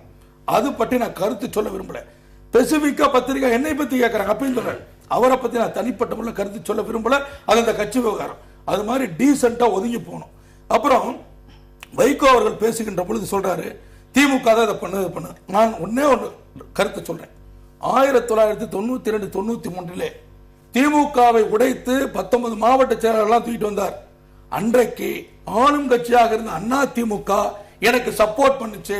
நான் அதனாலதான் நான் செஞ்சேன்னு வைகோ ஒத்துக்கொண்டால் இந்த குற்றச்சாட்டை நானும் ஒத்துக்கிறேன். இதை நீங்க இன்னைக்கு பேட்டியிலையும் சொல்லிருக்கீங்க. மீண்டும் சொல்றேன். அதே மாதிரி வைகோ எனக்கு 3 கோடி ரூபாய் 2 நாளைக்கு முன்னாடி பணம் பெற்றான்னு சொல்றாரு. இப்படிப்பட்ட ஒரு அயோக்கியத்தனமான ஒரு அரசியல் தலைவர் நான் வாழ்க்கையில பார்த்ததில்லை. நான் கேட்கிறேன், என் பக்கத்துல உட்கார்ந்து பார்த்தாரா இல்ல இவர் எனக்கு வாங்கி கொடுக்கிற புரோக்கர் வேலை பார்த்தாராங்க? இல்ல ஒரு நிமிஷம். அதே போல நான் இன்னைக்கு பேசும்போது சில தரமான விவாதமாக ரொம்ப தப்பு. சில வார்த்தை 2 நாளைக்கு முன்னாடி நான் வந்து 2-3 கோடி ரூபாய் பணம் வாங்கணும்னு எந்த அடிப்படையில் சொல்றார்? நான் சொல்கிறேன் 1500 கோடி ரூபாய் முதலமைச்சராக இருக்கின்ற ஜெயலலிதாவிடத்தில் வாங்கிட்டு தான் நீங்க இந்த மக்கள் நல கூட்டணி உருவாக்கி இருக்கீங்க. அதுல என் தலைவரை சிக்க வச்சிருக்கீங்க. நான் சொல்றேன் 3 கோடி நான் வாங்கியது உண்மை என்று சொன்னால் வைகோ 1500 கோடி ரூபாய் வாங்கியது உண்மை. அதே சொல்றேன். அதே மாதிரி சொல்றாரு என்னை பார்த்து இதுக்கு வேற தொழில் செய்ய போயிருக்கலாமே அப்படின்னு சொல்றாரு. இது எவ்வளவு ஒரு அதுக்கு அவர் வருத்தம் தெரிவிக்கல. என்னை சொன்னதுக்கு அவர்கள் சொல்லிட்டார். கலைஞர் அவர்களை சொன்னது வந்து நாதஸ்வரம், அதுக்கு வருத்தம் தெரிவித்திருக்கார். வேறு தொழில் சொன்னது என்னை சொன்னார். நான் கேட்கிறேன், அதுக்கு 1000 அர்த்தங்கள் இருக்கு. இது நீங்க தப்பா எடுத்துக்காதீங்கன்னு என்ன அர்த்தம்? வேறு தொழில் நான் இதே மேடையில அவரை இதை விட தரந்தாழ்ந்து பேசுறதுக்கு ரொம்ப நேரம் ஆகாது. ஆனால் ஆகிரகம் தயவு செஞ்சு அண்ணன் வைகோ இதோட அவருடைய வாயை மூடிக்கொண்டு அவருடைய கட்சி வேலையை மட்டும் பார்க்கட்டும். அவர் கட்சியிலிருந்து யாராவது போயிட போறாங்க அதை பார்க்கட்டும். இல்ல இப்ப என்ன நிலைப்பாடு எடுக்க போறீங்க? தேமுதிகல நீங்க தொடர்ந்து இருப்பதா சொல்ல போறீங்களா? நீங்க தான் தேமுதிக அப்படின்னு சொல்ல போறீங்களா? உங்க நிலைப்பாடு என்ன? இப்போ இன்னொன்னு சொல்றேன் சார். அண்ணன் பார்த்து சார் இது பேசும்போது சொன்னார் கேப்டன் கிங்கா இருக்கட்டா கிங் மேக்கரா இருக்கட்டா எல்லாம் கிங்னு சொன்னாங்க. உண்மைதான். மாநாட்டு மேடையில ஒரு கோஷம் வந்தது இல்லைன்னு சொல்ல. மேடைக்கு முன்பாக இருந்து ஒரு 1000-2000 பேர் சொன்னான். மேடை அந்த மாநாட்டு சுற்றுப்புறத்தில் இருந்த யாருமே அதை சொல்லல. அது அவருக்கும் தெரியும். ஆனா இதெல்லாம் நடந்தது இல்ல. அதுக்கப்புறம் எதற்காக நேர்காணல்ல திமுக போலாமான்னு ஏன் கேட்டார் தலைவர்? யோசிங்க. அதனால வந்து அதே போல கேப்டன் முதல்வர் ஆகிறது தான் நாங்களா இருந்தோம். நாங்க அமைச்சர் உண்மைதான். 1987 ஈரோடு தலைவர் அழைச்சிட்டு வரும் பொழுது வருங்கால முதலமைச்சர் போஸ்ட் அடிச்சு விட்டோம். கிண்டல் பண்ணாங்க ஈரோட்டில் எல்லாரும். அன்னைக்கு எஸ்.எஸ். சந்திரன், ராதாரவி எல்லாரையும் கூட்டிட்டு போனோம். தலைவர் தான் கூட்டு வந்தார். அவங்களெல்லாம் பண்றது சரவல் நடந்து. அதுல கேப்டன் முதல்வராகணும் எனக்கு விருப்பம் இன்னைக்கு இருக்கு. ஆனா அந்த சூழல் இல்ல. இப்ப என்ன அடுத்த கட்டமாக இப்ப அவர் ஏற்கல அப்படிங்கும் போது உங்களுடைய கோரிக்கை ஏற்கல, உங்களை கட்சியில இருந்து விலக்கிட்டாரு அப்படிங்கும் போது நீங்க வந்து ஒதுங்கி இருக்கிறதான சரியா இருக்க முடியும்? அல்லது அவருக்கு நெருக்கடி கொடுக்கிற மாதிரி அடுத்து என்ன? நீங்க நெருக்கடி கொடுக்கல சார். அவர் மாற வேண்டும். இது நெருக்குதல் கிடையாது. இல்ல மாறணும். உள்ள இருந்து தானே நீங்க பேசியிருக்கணும்னு பார்த்து சார் சொல்றாரு. வெளியில வந்து அவர் மீது விமர்சனங்கள் வைக்கும் போது உள்ளே இருந்து பேசி இதற்கு மேல் எப்படியான ஒரு கடிதமே கொடுக்கப்படலன்னு இளங்கோவன் சொல்றாரு. இல்ல இல்ல இல்ல கடிதம் இப்ப அவர் என்ன சொன்னார்? பார்த்து சார் அதை மறுத்தாரா? இது மாதிரி 1000 கடிதம் வருதுன்றாரு. சார் கடிதம் கொடுத்தது உண்மை, அவர் வந்து பார்த்தது உண்மை. ஆனா நான் சொல்றது இன்னைக்கு கட்சியினுடைய தொண்டர்கள் காப்பாற்றப்பட முழுமையாக உங்களுடைய கோரிக்கை ஏற்கப்படல. என்ன செய்ய போறீங்க? கட்சியினுடைய தொண்டர்கள் காப்பாற்றப்பட வேண்டும், கட்சி காப்பாற்றப்பட வேண்டும், நிர்வாகிகள் காப்பாற்ற. உங்களுக்கு இருக்கிற கவலை அவருக்கு இருக்காதா? ஒரு கட்சியை தோற்றுவித்த தலைவருக்கு இருக்காதா? நீங்க கேட்கறது நல்ல வாஸ்தவமான கேள்வி. அந்த கவலை இல்லாதனாலதான் இன்னைக்கு இப்படி ஒரு முடிவை நாங்க எடுத்திருக்கிறோம். நீ இந்த எம்எல்ஏ இந்த கட்சிக்கு என்ன பிரயோஜனம்? உன்னை போன்றவங்களை எம்எல்ஏ ஆக்கி நான் என்ன பண்றது? எதுக்காக நான் உங்களை எம்எல்ஏ ஆக்கணும் அப்படின்னு கேட்டவர் எங்க தலைவர். அதனால நாங்க எல்லா இங்க இருக்கிற நான் சொன்னதுதான் சார். இப்ப நீங்க எடுத்து இப்ப பிரேமலதா அவர்கள் மேல ஒரு குற்றச்சாட்டு வைக்கிறீங்க. அவங்களுக்கு வந்து விஜயகாந்த் நல்லா இருக்கணும்னு நினைக்க மாட்டாங்களா? அவரை விடவா மற்ற எல்லாருக்கும் அந்த அக்கறை வந்துற போது அவங்களுக்கு கேப்டன் நல்லா இருக்கணும்ன்ற அக்கறை இருக்கிறது இல்லைன்னு சொல்ல. இந்த கட்சி வந்து நல்லா இருக்கணும்ன்ற அக்கறை இல்ல. இந்த கட்சியில பல பேர் நல்லா இருக்கணும்ன்ற அக்கறை அவர்களுக்கு இல்லைங்கிறது என்னுடைய கடுமையான குற்றச்சாட்டை வைக்கிறேன். தொண்டர்கள் நல்லா இருக்கணும்ன்றது தான் வெளியே வந்து நான் பேட்டி கொடுத்திருக்கிறேன். அதனால இன்னும் 2 நாட்கள் நான் காலையில சொன்னேன். 2 நாள்ல தமிழ்நாட்டிலிருந்து பல பேர் இன்னைக்கு தொடர்பு கொண்டு இருக்காங்க. அவர்களை எல்லாம் அழைத்து கருத்து கேட்டு அதன் பின்பு நிச்சயமாக அதுக்குள்ள தலைவர் இந்த முடிவை ஏத்துக்குவார் நினைக்கிறோம். இல்லைன்னு சொன்னா நிச்சயமாக சொல்லுங்க. நேரம் ரொம்ப குறைவா இருக்கு. அதுதான் நான் ஆரம்பத்தில் இந்த மாதிரி ஒரு சப்ஜெக்ட் பேசும்போது ஒரு நாகரிகமற்ற முறையில் எந்த வார்த்தைகள் கூட வந்துடக்கூடாதுங்கிறது நான் ரொம்ப கவனமாக நான் வார்த்தை பிரவாகம் பண்ணேன். அவர் வைகோ அவர்களை பற்றி குற்றச்சாட்டு சொல்றது அவர் பற்றி அவர் வைத்த குற்றச்சாட்டும் ரொம்ப அதீதமானது. அதை நம்ம ஏற்கிறீங்களா? இல்ல அதுக்கு இல்ல, அதாவது குற்றச்சாட்டு ஒரு தலைவர் அப்படி ஒரு ஒரு பிரஸ் மீட்ல அப்படி வைக்கிறது தவறுதலாக கலைஞர் அவர்களை பற்றி ஒரு சொன்ன வைகோ அவர்களை பொறுத்தவரை எதை சொன்னாலும் இறுதி வரையில் எதற்காக விட்டுக் கொடுக்காமல் செய்யக்கூடியவர். ஆனால் ஒரு தவறை செய்திருக்கிறோம் என்பதற்காக அந்த தவறு தவறுதலாக எல்லா வாய்ப்பும் இருக்கிறது. ஆங்காங்கே கடும் மறியல் நடக்குது, மக்கள் கொந்தளிச்சு மன்னிப்பு கேட்டாரு. ஆனால் மன்னிப்பு கேட்க மாட்டார். சந்திரகுமார் வைத்திருக்கிற வாதங்கள் அனைத்தும் உண்மையாகவே கையூட்டு பெறுவதற்காக மட்டுமே இவர்கள் தேமுதிகவை உடைத்து விட்டு போயிருக்கிறார்கள். இரண்டாவது வைக்கிற குற்றச்சாட்டு ஒரு அப்பட்டமான குற்றச்சாட்டு. கட்சியினுடைய தலைவருக்கு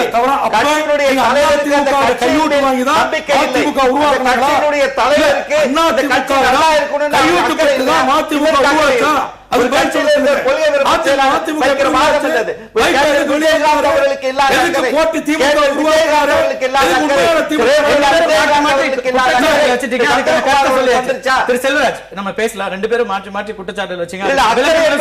தலைவருக்கு இல்லாத அக்கறை ஒரு கொள்கை பரப்பு செயலாளருக்கு வந்தது உண்மைதான் என்று கருத்து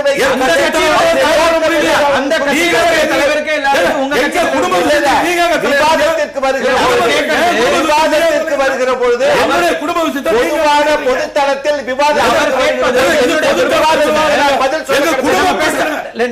எங்களுடைய குடும்ப பிரச்சனை வைகோ தலைவர்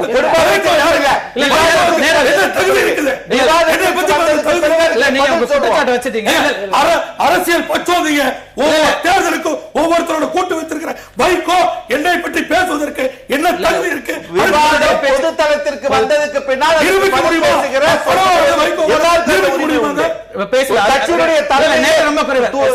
கட்சியினுடைய அவர் சொல்ற கருத்து மற்ற எந்த கருத்துக்கு நான் உள்ள போகல. ஒரு கட்சியின் மீது ஒரு கட்சியினுடைய தலைவருக்கு அக்கறை இல்ல, தங்களுக்கு தான் அக்கறை இருக்கு என்று சொல்லுவது என்பது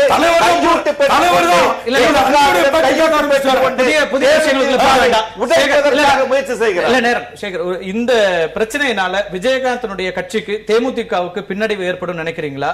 இன்னொரு முக்கியமான விஷயம், இந்த விஷயங்களால வைகோ இப்படி பேசுவது என்பது ஒருவேளை தேர்தல் கமிஷன் நிறைய விஷயங்களை முன் வச்சிருக்காங்க, ஜாதி உள்ளிட்ட விஷயங்களை பேசக்கூடாது, இன்சென்சிட்டிவா போகக்கூடாதுங்கும் போது அதுல ஏதாவது சிக்கல்கள் வரும் நினைக்கிறீங்களா? இந்த பிரச்சனைனால தேமுதிக மக்கள் நல கூட்டணியினுடைய இந்த ஃபியூச்சர் அல்லது அதுக்கு ஏதாவது பின்னடைவோ அல்லது அதுக்கான எதிர்மறை விளைவுகளோ வரும் நினைக்கிறீங்களா? அதாவது தேமுதிகவை பொறுத்த வரைக்கும் இப்போ சந்திரகுமார் மற்றவங்க வந்து அவங்க ரைஸ் பண்ண விஷயம் வந்து கட்டாயம் தேமுதிக ஓட்டு போடணும் அப்படின்னு நினைக்கக்கூடியவங்க மத்தியில் ஒரு ஒரு ஒரு டவுட் அவங்க மனசுல கிரியேட் ஆகும். ஏன்னா இவங்களுக்கு இந்த மூன்றாவது அணிக்கு நம்ம போடுறது வந்து வேஸ்ட் ஆயிடுமோ, அந்த ஓட்டு இது ஓட்டா இது வேஸ்ட் ஆகுமோ, விஜயகாந்த் எடுத்த முடிவு தவறோ அப்படிங்கிற அவங்க கட்சிக்குள்ளே இந்த மாதிரி ஒரு எண்ணோட்டம் இருக்கு இருக்கும்போது அதை வந்து அது ஒன்றும் பரவலாக தான் செய்யும். அது டெஃபினட்டா திரு வைகோவை பொறுத்த வரைக்கும் அவர் இப்போ வருத்தம் தெரிவிச்சிருக்காரு. பட் இது வந்து ஒரு மூத்த அரசியல்வாதி 50 வருஷம் பொது வாழ்ல இருந்தவர்கிட்ட இருந்து யாரும் எதிர்பார்க்கல. ஏன்னா வைகோ வந்து என்னைக்குமே ஒரு தரம் ஒரு எல்லை மீறி பேசினது கிடையாது. அது இன்னைக்கு ஏதோ பேச உடனே ரியலைஸ் பண்ணிருக்காரு, அதுக்கான வருத்தம் தெரிவிச்சிருக்காரு. பட் அதுக்காக சந்திரகுமார் வந்து விஷம் வச்சிருக்கணும் அப்படின்னு சொல்றது வந்து நம்ம வந்து எம்ஜிஆருக்கு மோர்ல விஷம் வச்சு கொடுத்த மாதிரி